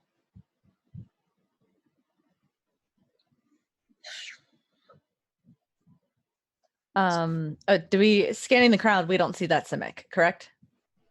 Go ahead and roll a perception check. Shit. You can do this as well, Brilliant. That would you- it's a 9, so I would assume not. You've been rolling real bad on perception. I have. I normally roll really well, but I haven't rolled this dice as Sin, and I don't think she likes it very much. So That's a 30. Jesus, did you just roll a I rolled a natural 19. 20? No, I rolled a 19. You have a plus 11, dear person. Yeah. Telling me I everything. have 20 wisdom, expertise. Yeah. So you actually you do see a figure matching this description. Like across the way, you're kind of just sort of like looking out, kind of like looking at everyone at once, and almost like a Where's Waldo look. Like you spot him. Okay. No, never mind. It's so damn crowded down here. I can't do any of the things I want to do. That's I fair. will, noticing this though, I will like slightly elbow San and point. Yeah. As Sin is just really, really taken in by the colors of this tent. So I will send a message to Sin. Yeah. I will send a message to Sin, letting her know the whatever direction Rillian pointed in. I will orient her to look in that direction. However, whatever's near him, I would describe. Oh, you can all probably like you're probably all like gathered together by this point. You've gotten down the stairs. Oh, fabulous. Okay, Yeah, I thought we were still commuting. Yeah, you're all together by this point. Yeah, Okay. all together. You just grab my head and point it. This way. Yes. Ugh. Yes. Is he standing? Are they standing by anything? He's kind of standing like by the railing to like look over sort of this second layer into the pit. Is he? Oh, and is he really big? He's pretty big. You don't actually see his extra arms, but he's probably like 6'2", 6'3". And you said these were grown in a bottle? A vat. They're vat grown people. What are the odds that they would have grown a bomb into this person? Asimov, Yes. Yes, sir. are you able to sense the magic around this place? No, but I can do it again. If you I don't need you to use up the arcane power if you're not comfortable, so it's okay. Okay. You can roll a history check on that, Sin. 16. Based on everything you know about the Simic, it's probably not too likely. If they were to create a weapon, which they have, it would be a living organic weapon that is a weapon as a creature. They haven't been known for creating bombs, and they don't play well with the is it. On top of that, it's a really expensive and time-consuming way to create a bomb because these things have to grow. Like they do come out like mostly fully grown, but like there's still a lot of catching up one has to do to become a member of society. So it's unlikely that they would have created this person to be a bomb or any person. In my mind, that this made sense to. Oh no, it's worth asking. They're a devious bunch to be But- sure. Definitely not well liked by regular citizens. Okay. I mean, is Sin saying this out loud or like pondering this? I was just pondering it. I hadn't spoken. Okay, out. I didn't know if you had said it out loud. No, it was. Yeah, no, sorry. Okay. As far as everyone is aware, there was not a Simic hybrid who was a wizard who worked for the Orsov. Am I correct? We didn't even know what this person looked like. I tried to find out. We had no idea who they were, what they were, what they looked like. But that is my point. If we had such a distinctive simic hybrid in and among the ranks of the Orsov, I think we would have known about it. Yes. Well, not if you can polymorph. Well, remember, if you're This is exactly polymorph, my point. if you're polymorph, they're not affected by locate creature. Yes, that's what I'm saying. Because if they're in the Orzhov, there's a chance that they polymorphed while they were there. Oh, okay, yeah. You can go ahead and roll an intelligence check with proficiency to see like your just knowledge of the guild, to see if you would be aware of this person. Who did you say? I guess you and Zan, because you're both discussing this. What is this 22. going to be? Intelligence of what? Intelligence plus proficiency, because you're in the guild and you've been Okay. in it for a long time. Oh God, Asimov's a dumbass. 22. All right. 13. 14. Okay. So, while the name Constantine Levin does not ring any bells necessarily to you, you do feel like you have a vague recollection that there was some sort of cynic that had its spat with the guild and left. You know. Okay, so then it is possible that this is. Yeah, indeed. it is possible.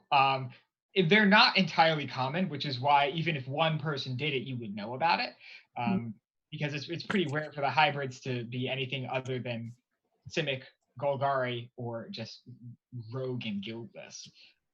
Sure. If one did join the Orzhov and got to any sort of standing, that would be pretty notable, and which is why it rings a bell somewhere. How long ago was that, approximately? How long ago did this person join the Orzhov? The Simic, when they joined and left. About how long ago was that? So when they joined the Orzhov was years ago. This is some, this is like. This is before us, but like probably with August. It's sometime around there. August is a half elf, so time spans there. Yeah. Okay. They are what they are. Okay. The Simic hybrids actually don't live they don't live very long. They only live up to like 50 years or so. They're a work in progress, so to speak. Okay. Aren't we all? Do I go and question the Simic, or are we assuming that is our target? Am I getting any sort of indication from Vengeance, the direction? I mean, something is tickling my spidey senses. Your Peter Tinkle? No is okay. That's fine. I'll actually say, honestly, yeah, probably. When you're looking at this person, they are far away, so it's definitely not quite the visceral reaction you had when you're within like 60 feet of the last guy. But you look at him, and like in the pit of your stomach, something feels real off. Yeah. In that case, I am concerned that he is a flight risk if he sees all of us coming. But what if three of us could get behind him without his knowledge? Do you want the twins and you to go and?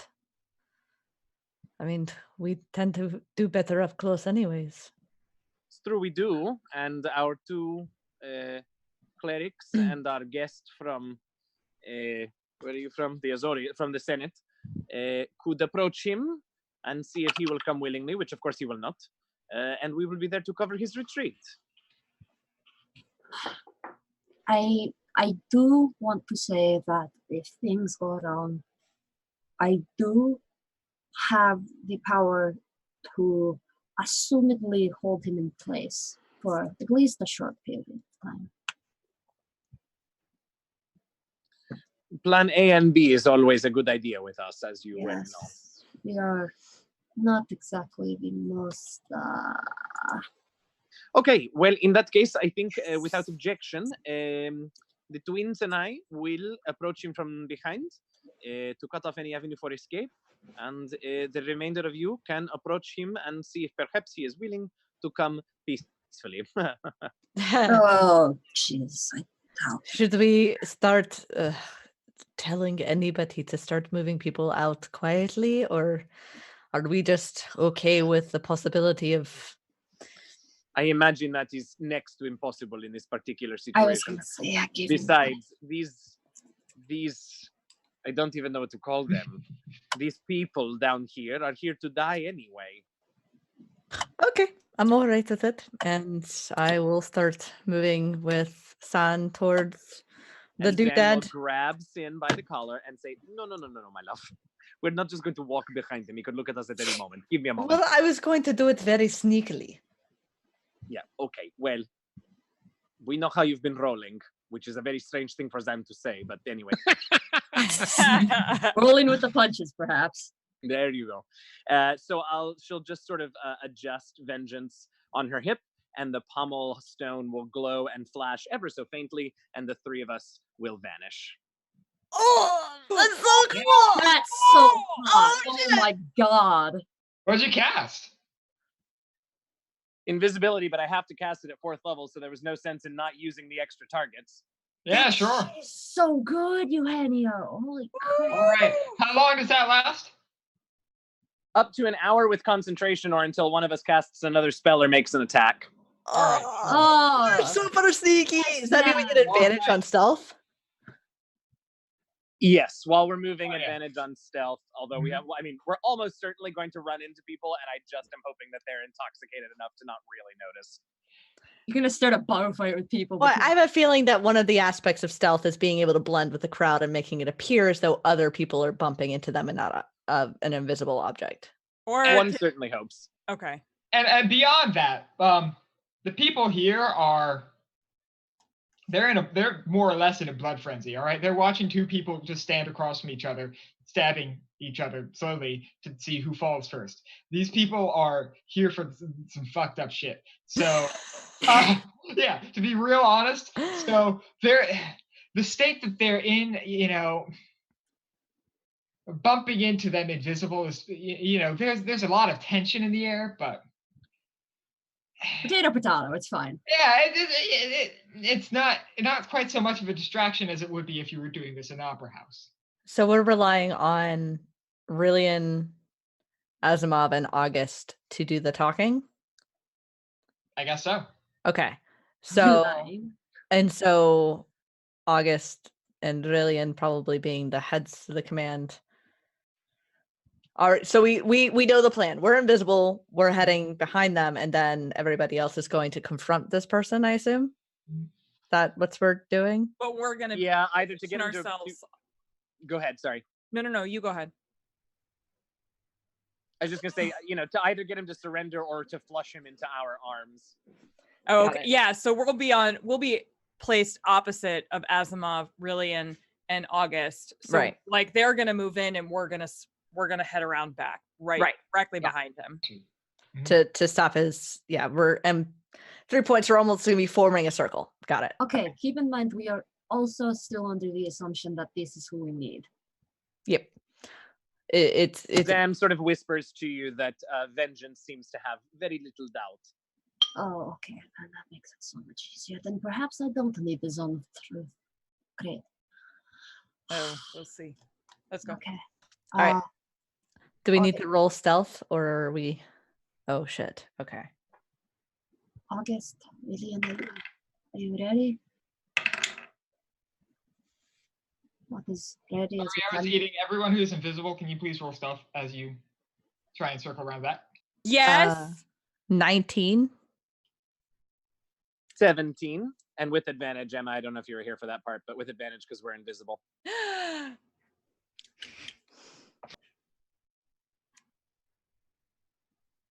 24. Damn it. Yeah. What are some sneaky bitches? Yeah. Yeah, you needed between the three of you, you needed an average of a specific number, and all three of you rolled above the average. So you definitely got it there. So yeah, you move throughout the crowd, and you actually do disturb fewer people than average. Granted, those you do bump into, like a lot of them hardly seem to notice. It's almost like they're in a trance. They just like can't look away from what's happening now. speaking of which, what's happening now seems to have changed in that the crowd roars, and one of the two contestants, I guess is a generous way to describe it, falls, and so there's clearly a winner in this bizarre game of knife chicken.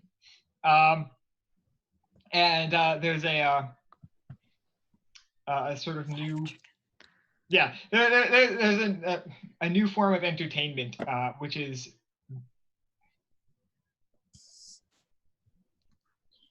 so imagine like a frog with like A knife. not a knife. So it's got like the body of a frog, but like its head is like an equal. The head is at the same length as the body. So like there's the body of the frog, and then there's just this long head with this enormous gullet. And so they have loosed this creature into the arena, and it is currently fighting a couple of really under-equipped brave souls. That's gonna be a bloodbath. Got it. That's what they're there for. Yeah, but the crowd loves it for what it's worth. Disgusting. Of course they do. So as you are circling around the back, what are Asimov, August, and Brilliant doing? I wanted to make sure that those guys are ready to go before we go. You know, maybe try to, I don't know what the best way to say it is, apprehend maybe this person? Sure. So you just want to like walk up to him and say you're under arrest? Not necessarily that. Okay. Sure. Helium, August, are you good? Everything's all good. Do you want me to approach him as a member of the Senate?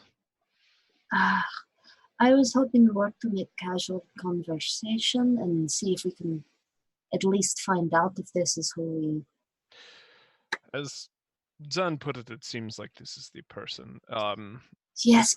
Actually, I have an idea, and I'm going to approach our target and kind of put a hand up and be like, Constance.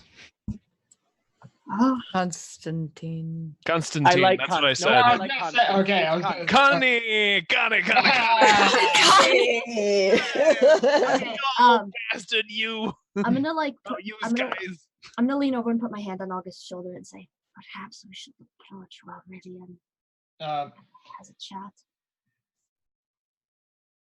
None of us heard any of I that. couldn't understand that. You're so- talking real faint. Just say it's a whisper and then talk Okay. normal volume. I was trying to like speak up, but I was also trying to drink and not like cough. I was gonna say, I'm gonna lean over to August, put my hand on the shoulder, and go, perhaps we should approach while William tries to do a little bit of chit chat, so we don't appear to have ulterior motives, maybe. Then wouldn't it be better to not approach?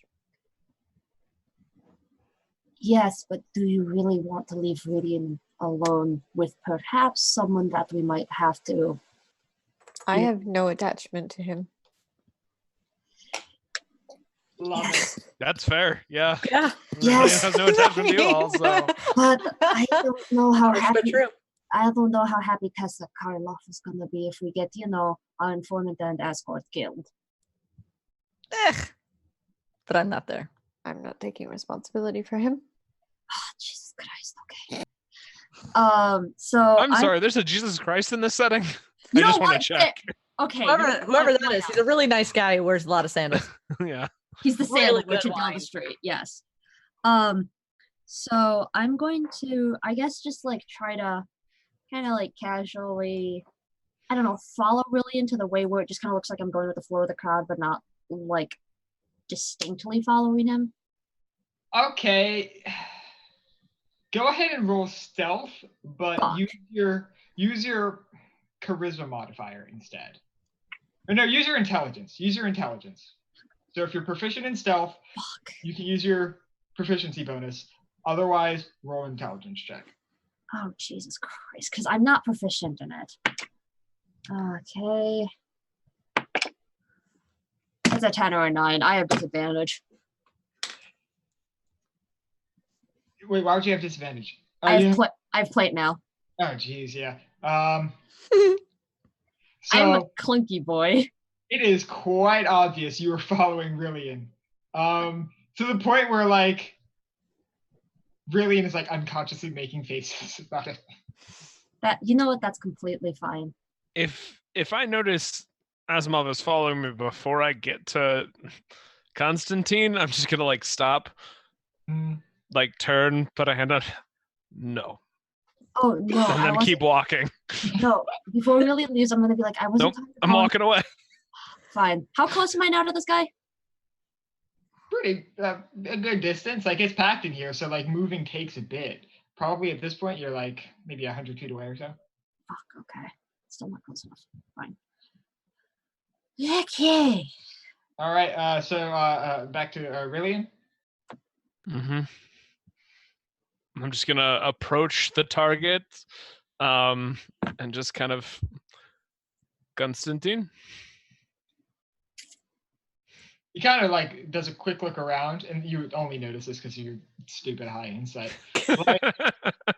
Like someone who's just doing like a quick check before they respond. Can I help you? That remains to be seen. I am Rillian.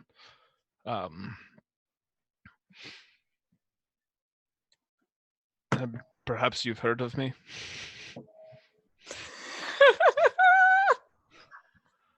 I don't think I have any reason to. That's actually my point.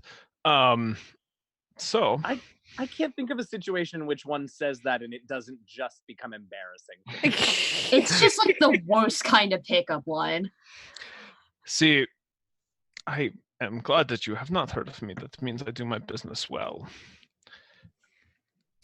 Nice recovery. Okay. He seems confused. He's not really knowing where this is going. I don't either. Spring the trap. I tried. So if you're just stalling until yeah, I'm basically like having a conversation about like, hey, if I know who you are, but you don't know who I am, clearly I'm in the information game. Like, maybe I can help you. Okay. Do we think that maybe any of the three of us heard the confirmation that this is in fact Constantine? I think so. I imagine you're all intelligent enough to send the invisible people off first and give them a head start. Mm-hmm. Yeah. That was my. That was the plan. Vastly overestimate how smart we are. Okay, and can I also assume? Sorry, can I also assume that now that we're closer, I'm once again beginning to get very, very angry? Oh yeah, you're getting the vibes for sure. I literally never thought I would be this person in a game of D&D, but I think I tried and stabbed him in the back. Yes. All right. Mad vibes only. Embrace the she's a chaos. very different person when vengeance is mad. All right, so go ahead and make an attack roll. Loses invisibility. He's gonna get up to get dice. Oh, God. It's such a shame. Such a shame that Dan is no rogue, because at this point, it would have been cover concealment. An 18 to hit. All right, that hits. Hey. I think so. All right, go ahead and roll. I didn't curse him yet, which was probably my mistake, but it's fine. So it's 11 points of slashing. All right, so how are you making this attack in this crowded? I mean, circus? I ideally I get as close to him as I can, and I just slide it in his back. But I imagine there are too many people for that to work super well. Yeah. But it's definitely more of a stab than a slash. Do you know what I mean? Okay, sure, yeah. So you go in, you make you make the strike. You do get in for sure. Hey. And so what happens afterwards is a little disturbing. So you make the stab, it goes in, and he sort of like makes this real low, like sort of like guttural croak of pain and what have you. And as he does this, rather than these weird taffy-like gorilla arms that were described to you, these 4 sort of black nondescript tendrils sort of like come out of his back.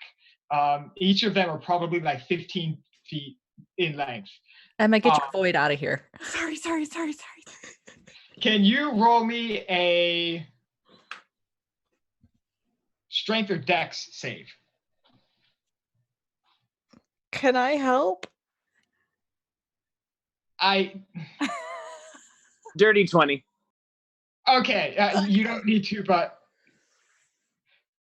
I'm sorry. I'm glad that Yeah. I'm glad those rolls went that way because my attack roll was a 9, which would not have gone well on a dex save. Oof, yeah. So yeah, sort of like more on instinct than anything, because like he's still reeling from being stabbed. You seem to have missed any sort of major organs or anything. It seemed, because he's a hybrid. Who knows where his major organs are?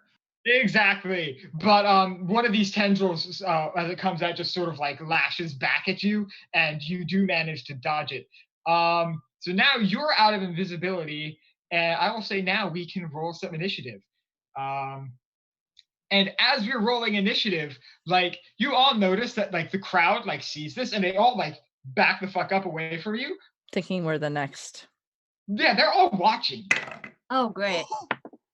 Ah! I'm so sorry. Did you roll a natural 20 as well? Yes. Me too. Oh, Okay, I so- love you, Alex. All right, Eugenio, what do you got? 18. 18. All right. Oh, August, no. Rillian? 15. All right. August? 4. Oh. And Son? 28. Did you all 3 roll natural 20s? Damn, y'all. No, She has alert. I have alert, so Okay. I've got a +9 to my initiative. You rolled a 19. Okay. That's right. Yeah, I all right. 24 for the other twin. 22. All right. Okay, yeah, I needed to get that. Sorry, trying to clear off a space for my dice. I'm 100% gonna like roll to attack, and it's gonna be like, oh, a 3. I've wasted my crit. That's it. Use a different Well, dice. I really want to see you use the Quicksilver weapon, because that's been an idea I've had for a long time, and I really want to see someone fucking use it. I'm mainly waiting for something else so I can like, I can do stuff. Yeah. Mhm. All right, so that goes. Zen, what was your initiative? 18? All right. And I think you still need Asimov's, right? 22. 22. I already told Alex. It's 22.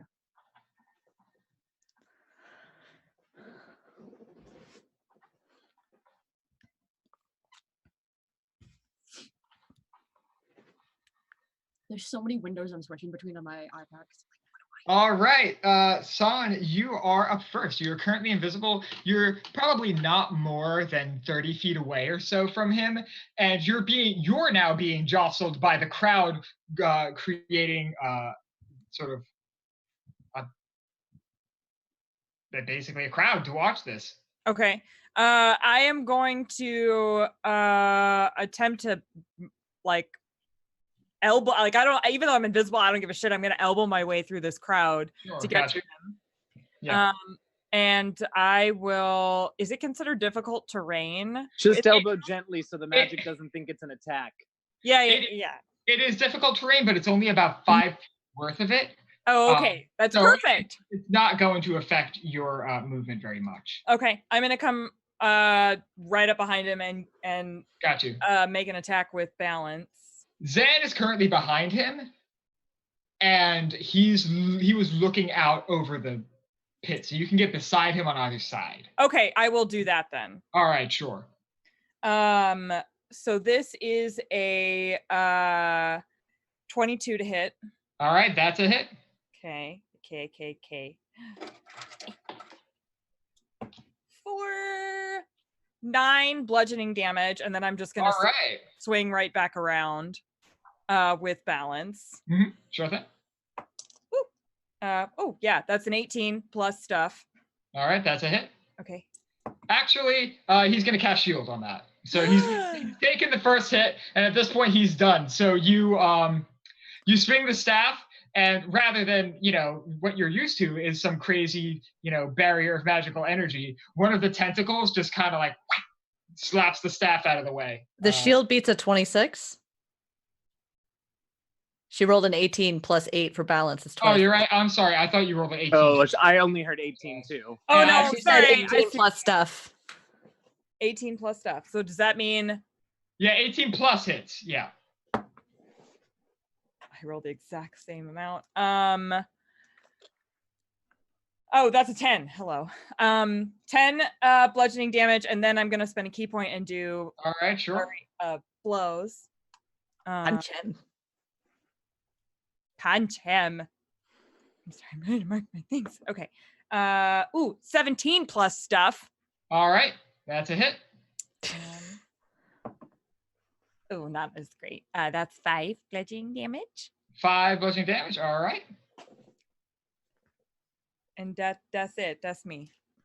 All right, that is you. That was a lot. That was an effective turn. Sid, you are up. Actually, at the end of your turn, he's going to expend one of his legendary actions to move. There it is. Shit.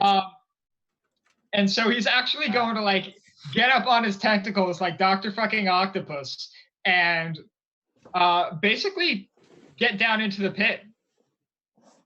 Oh, I don't like Yeah, so he's sort of like grabbing onto the ledge and the railing, just kind of like falling over, letting the tentacles catch, and he's going to move 30 feet, which is basically just straight down. So he's sort of at the edge of the pit now. We don't get attacks of opportunity with that, I'm assuming. Yeah, because it was a legendary. Got it. Out. Yeah. Whatever. So he's currently down in the pit, basically 30 feet down from where Zan is. Okay. All right. So now, Sin, it is your turn. Sorry about that. Cool. Don't apologize. You're the DM. This is your job. I would like to move to them. I Sure. have 45 feet of movement. Yeah, I'll say you can expend all of your movement to like get to the point where you jump off, and gravity is not your movement speed, so you can like fall down to him. Yeah. If you expend all your movement, yeah. Yeah, I'll do that. And it's a 30-foot drop. okay. Do I need to make an acrobatics check, or I have slow fall? Yeah, you can use a reaction to slow fall if you'd like. An action to slow fall? Reaction. Oh, whew. Yeah. I was gonna say, what the? No, That'd be I'll just garbage. take the damage. Yeah, right. No, that'd be trash. Yeah, I'll reaction slow fall. Reaction to slow fall. You got it. Yeah, and I will hit him with balance. All right. Through the air with empty hands, and then suddenly appears a very, very cool staff. That is Which nobody sees until after your first attack, so roll with advantage because you're still invisible. That's true. 24. 24 hits. And that is, oh shit, not in anywhere. Oh, max damage, 13 points of bludgeoning damage. All right, that's good. As I spin around and hit him again for 19 to hit. That is going to be shielded, and that Okay. will. So you swing with the staff, and one of the tentacles just sort of catches it. And since I am staying in his melee range, I am going to spend a key point and enter into patient defense. All right, sure thing. And that is my turn. All right. Sorry, I'm just looking for a particular note. Asimov, you are up. Quick question. How close is this guy to me right now? Probably like 90 feet away, because Rillian was ahead of you, and then he went down into the pit. So he's a good bit away, but he's like down and out from you. You can see him at an angle. Okay, so what I'm going to do is I'm going to pull my Quicksilver weapon out into a javelin and throw it at him. Okay, cool. Fuck, I just dropped my die. Oh. That's an 11. That's not gonna hit. That's fine. And then I'm going to use my what is it called? It's called like the voice of order or something like that. Mhm. And I'm going to use my movement speed to move 30 feet and cast Hold Person. Can you make a Wisdom saving throw for me? What's the range on hold person? 60 feet, so I'm expending all 30 feet of my movement speed. Okay, sure. Let's see. Wisdom. Where did I put that? So I can cast it as a bonus action because of the voice of authority. What is your Question? save DC? 16. 16. So normally that would not make it, but he's going to use one of his legendary resistances. Of course it fucking is. Shrug off. Hey, no, that got rid of one of them, so that's well done. Yeah. Yeah. Thank you. Spend those. Yeah. Is this the frog thing still in the pit? It is, yes. He knew it was there. Eugenio. Tara, you were also- the one that reminded the teacher of the homework, weren't you? Oh. But also hear me out, the frog might go after him. I'll say by this point, like now that you started to move, like you do see more people looking at this guy and the fight that's broken out than the frog, because the frog at this point has done what you would expect it to do and seems to have swallowed both of its opponents whole. And so now that people are already watching something else, whatever happens will happen. So let's see, that was Asimov, and let's see, it is now his turn. Let's see the range on this spell here real fast. Oh, that'll do it. All right, so he's going to move another 30 feet back. Does And he, at this, does he what? leave my space? yes. Then- You then I- use your action to slow fall. No. Shit. Yeah. Sorry, I hate to be this person, but I don't think monk slow fall requires a reaction. I think it's just a thing they do. It says It's you not can. like use- feather fall. It says slow fall. You can use your reaction when you fall to You reduce are it. correct. Yeah. You are correct. My mistake. All right, so he's going to back up about 30 feet and seeing you within range, and actually seeing you and being bleeding and angry with you. Eugenio, can you make me a intelligence saving throw?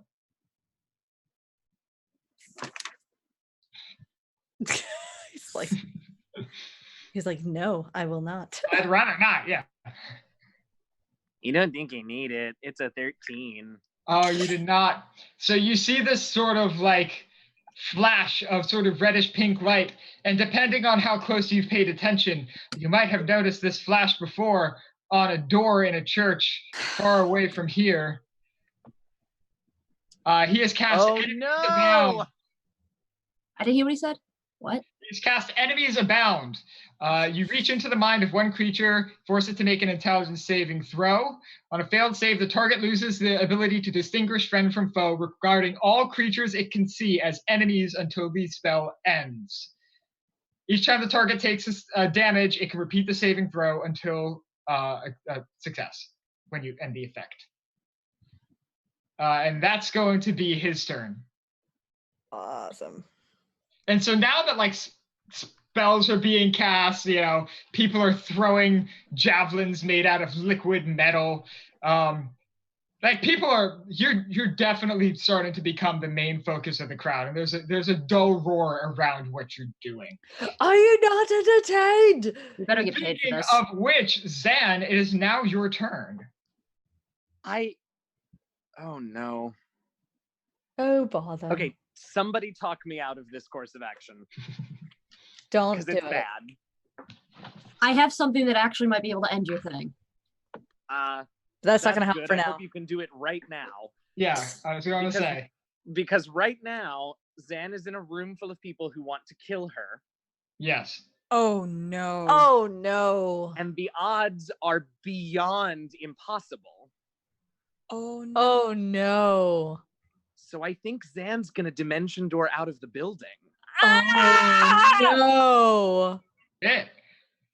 Yeah, I mean, I feel like that would be a reasonable. I mean, course of action. it's not even that she's in any other circumstance, but like there are hundreds of people here. Yeah, and every single one of them wants So to you're kill not her. so you're saying that Zan, who was bloodlusting because of your sword, is going to then choose to not draw blood. That's interesting. What do you think, Alex? Is there some what should not necessarily to attack him, but to not run? What do you think? I feel like that bloodlust would then just get, because then if you're perceiving everybody else as an enemy, then the thing coming from vengeance would then be everybody. Let me That's interesting. roll as the sword and see Great. what happens. Great, I love that. I was like, I will talk you out of this. I The know, best- I love that. Absolutely. I mean, 'cause- look, I don't want to take myself out of the fight, but Yeah, I've always said that the sword is a semi-intelligent magical item. absolutely, So absolutely. it has some amount of.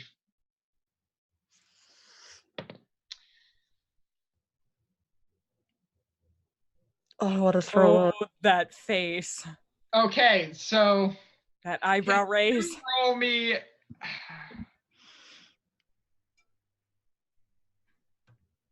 I guess roll. Jesus, you gotta make him hard on me. Roll a wisdom save. I was gonna say, is it to like not freak out and leave? Because if so, I think that's a wisdom save.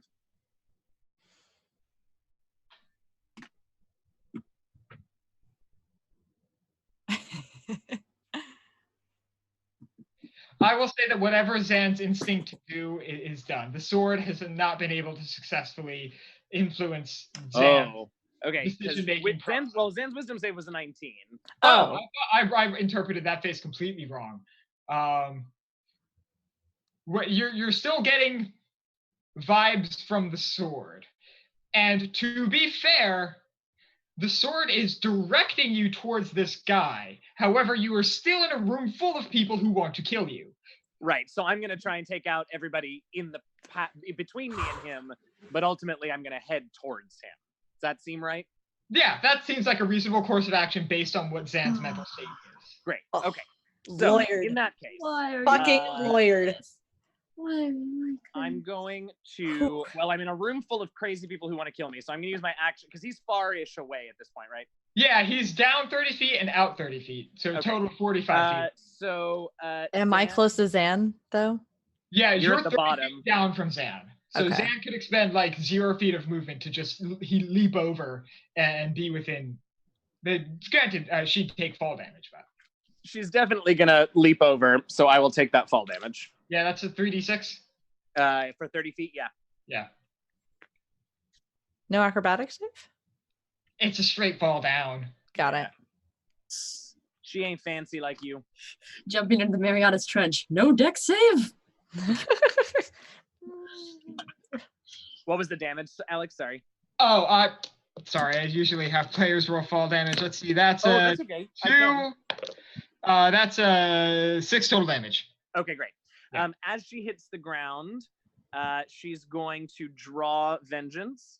All right. And the pommel stone is going to glow sort of an icy blue, Mhm. and she is going to be wreathed in rime frost for a moment. All right. That then disappears, but she casts Armor of Agathis on herself. Sure thing. There's a fuck ton of crazy people around. Mhm. And I will move forward as far as I can until I engage with someone, You're which in, I assume will be Sin. as soon as you fall, you're in Sin's melee range. Okay, great. Yeah. So then I mean, it was my action to cast the spell, so I'll hold Vengeance sort of in a fencing position because I don't really have a good bonus action to attack with. So Got you. Sin, for what it's worth, you instantly know something's wrong. You've seen this before. Do I also get the sense that perhaps I need to ring her bell a little bit? It worked with your sister. Oh, I really don't want to do this. I'm so tired of hitting people that I like. All right, Rillian, you're up. All right. So I've seen wizard person get stabbed, bludgeoned, run away some more.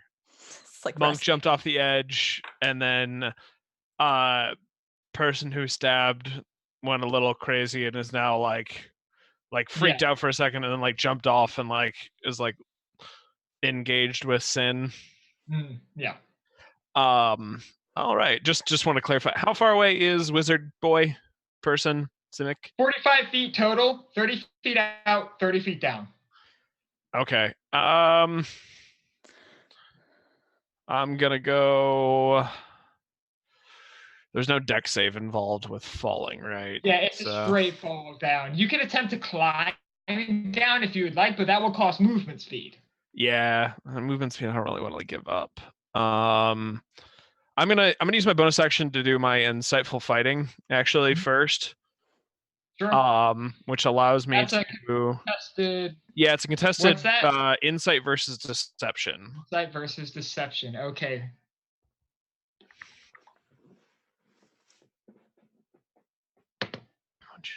That's an 18 total. Mine is a 19 because of my ability to take flat an 8. Yeah. Okay. All right. Yeah. So you do get a bit of a read on this person. Granted, I don't think you've ever seen anything quite like this. Yeah. But you do get the impression that you kind of know where he's going with what he's doing. You know. Okay, so I think that lasts for a minute. Yeah.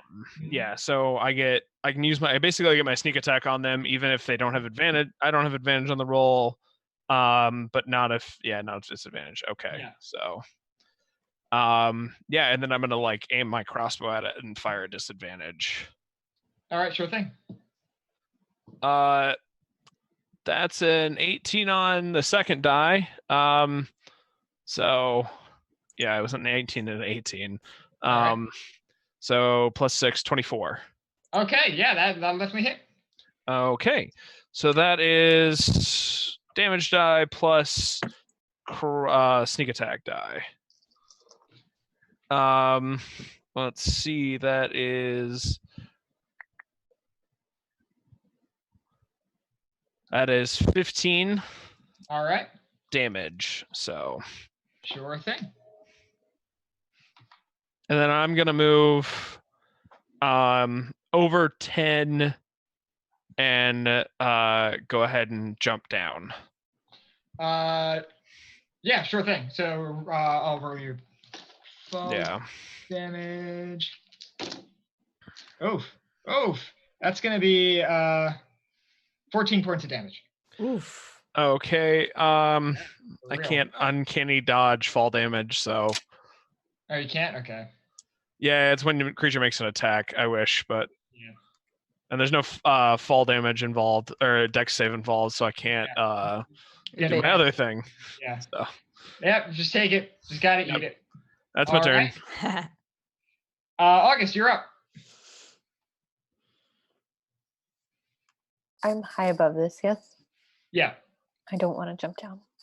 That's reasonable. Yeah. I don't feel like that you gotta save them hit points to give to us, baby. Yeah, I right? know. But all the spells I was looking at are melee. I have to check the range on something. He's how far from me? Probably about 45 feet. Great. Then, okay, for halt, for a command, it says halt. It says the target doesn't move and takes no action. Is that for 1 round? Yeah, for 1 round. Great. Okay, I'm going to try and swing that then. All right. What's your DC on that? 15. 15. All right. And what's the save? Wisdom. Wisdom. All right. Oof.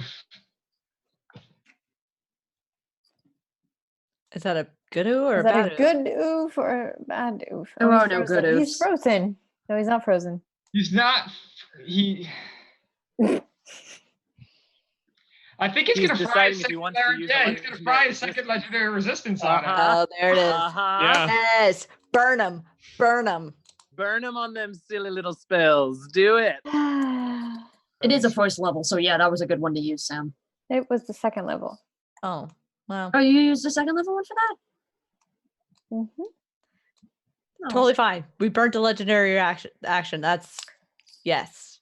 That's still not bad though for like a cleric. That's not that bad. Speaking of a legendary action, he is going to use a legendary action to cast a cantrip. What's your AC, Sin? 16.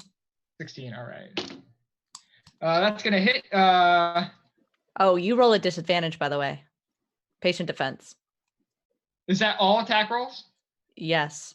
Okay, sure. That was better, so it's gonna hit. Okay. Well, I tried. No, it is always worth telling me that for sure. And plus, I didn't know it counted for spell attack rolls, so that's good as well. Let's see. It's gonna be D8. Oh, that doesn't sound really good. You're going to take 13 points of necrotic damage as he casts Chill Touch on you. And as you've been hit with this, you cannot regain hit points until the start of your next turn. Okay. And that is his turn. You know what? We've gone through one round of combat. It is currently only about 10 minutes before we would be ending anyway. So I think we'll call it here. Oh, no. We'll extend this arc of our story by one more week, and we'll get back to this, I think. Whew. I'm around, so. Oh Yeah. boy. Howdy. You bastard, Alex. You I'm bastard. going to be driving so fast back from Indianapolis to get here in time. Whew. Don't put yourself in danger. I mean, Drive safe, kids. Wear your seatbelt. I will be on a plane. Fly So, safe, kids. Wear your seatbelt. you'll be on a plane when I'll- this starts. When this is happening, I will be on a plane. Okay. We'll figure out logistics. Yeah, I might just give your character sheet to somebody. That's fine. Whatever you Uh, need to do. Got you. All right. Well, that has been a great game. I can't wait to see how this turns out. And yeah, I guess we'll go around, say our goodbyes, reintroduce ourselves one last time, and then we'll call it a night. I am Alex. I've been your DM tonight. You can find me on Twitter, AxelCure. Usually tweet about D&D stuff. And I'll be at Gen Con, so come say hi. That's all I got. Emma. Hello, hi, that's me. I'm Emma. You can find me at MK Hansen on Twitter. I am here a lot, and on Tuesdays I'm normally over on Dice Priory as part of Dragon Heisters. However, I will be at Gen Con, and Dice Priory is dark this week. So you can also come say hello to me. I will be wandering around and doing things because the only thing I signed up for was the Uncaged panel. That's it. And I think that's it. All right, Alex. Hey, everybody. I am Alexander Gaston. You can find me on the Twitter sphere at Crit Charisma. I can only be found here because this is the only cool place. And I will also be at Gen Con this week. Please, I want hugs. Tap me on the shoulder first, but if I know you and you tackle me, then that's okay too. And I can't wait to see everybody and get into lots of trouble. All right. Ink.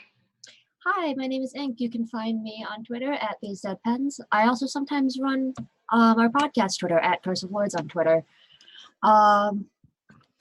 That's all I really have to say. This week, I will not be at Gen Con. I will be in bed sleeping. So I hope all of you that go to Gen Con have a safe and very fun time. And I hope you guys all get there and come home safely. Yay. I love you. Sam. Sorry, we have so many character names that sound similar to my name. I wasn't sure if you were Yeah, addressing them Fucking no. or me. You I did it on am purpose. 65th Victor on Twitter. I'm Samantha Darcy. I will also be at Gen Con. I will be on the Uncaged panel. And that's all I have to say. I'm really anxious about the whole thing because my son starts school at the exact same time. So got a lot going on this week. A lot. But it'll be Love fun. your son, Sam. Again. What? I'm so excited to see Finn again. He's very excited to see you too. He just calls you Alex the scientist now. Oh, stop. Yeah, whenever he has a question about something and I'm like, I don't know. And he goes, yep, I guess that's a good question for Alex the scientist. And I'm like, yeah, it is. That's the most fucking adorable thing ever. I love it. My ribcage just broke from my heart exploding. So honored. Yeah, Finn loves Alex. So. Y'all are so fucking cute. What the heck? Wait. You're here? Hey everybody, I'm Eugenio, sometimes known as your friendly neighborhood dungeon master, DM Jazzy Hands. You can follow me on Twitter at DM Jazzy Hands. I am the dungeon master for the actual play podcast, The Last Refuge. You can follow us on Twitter at DND Last Refuge. We do have an episode coming out this week, despite the fact that I will be also flying to Gen Con.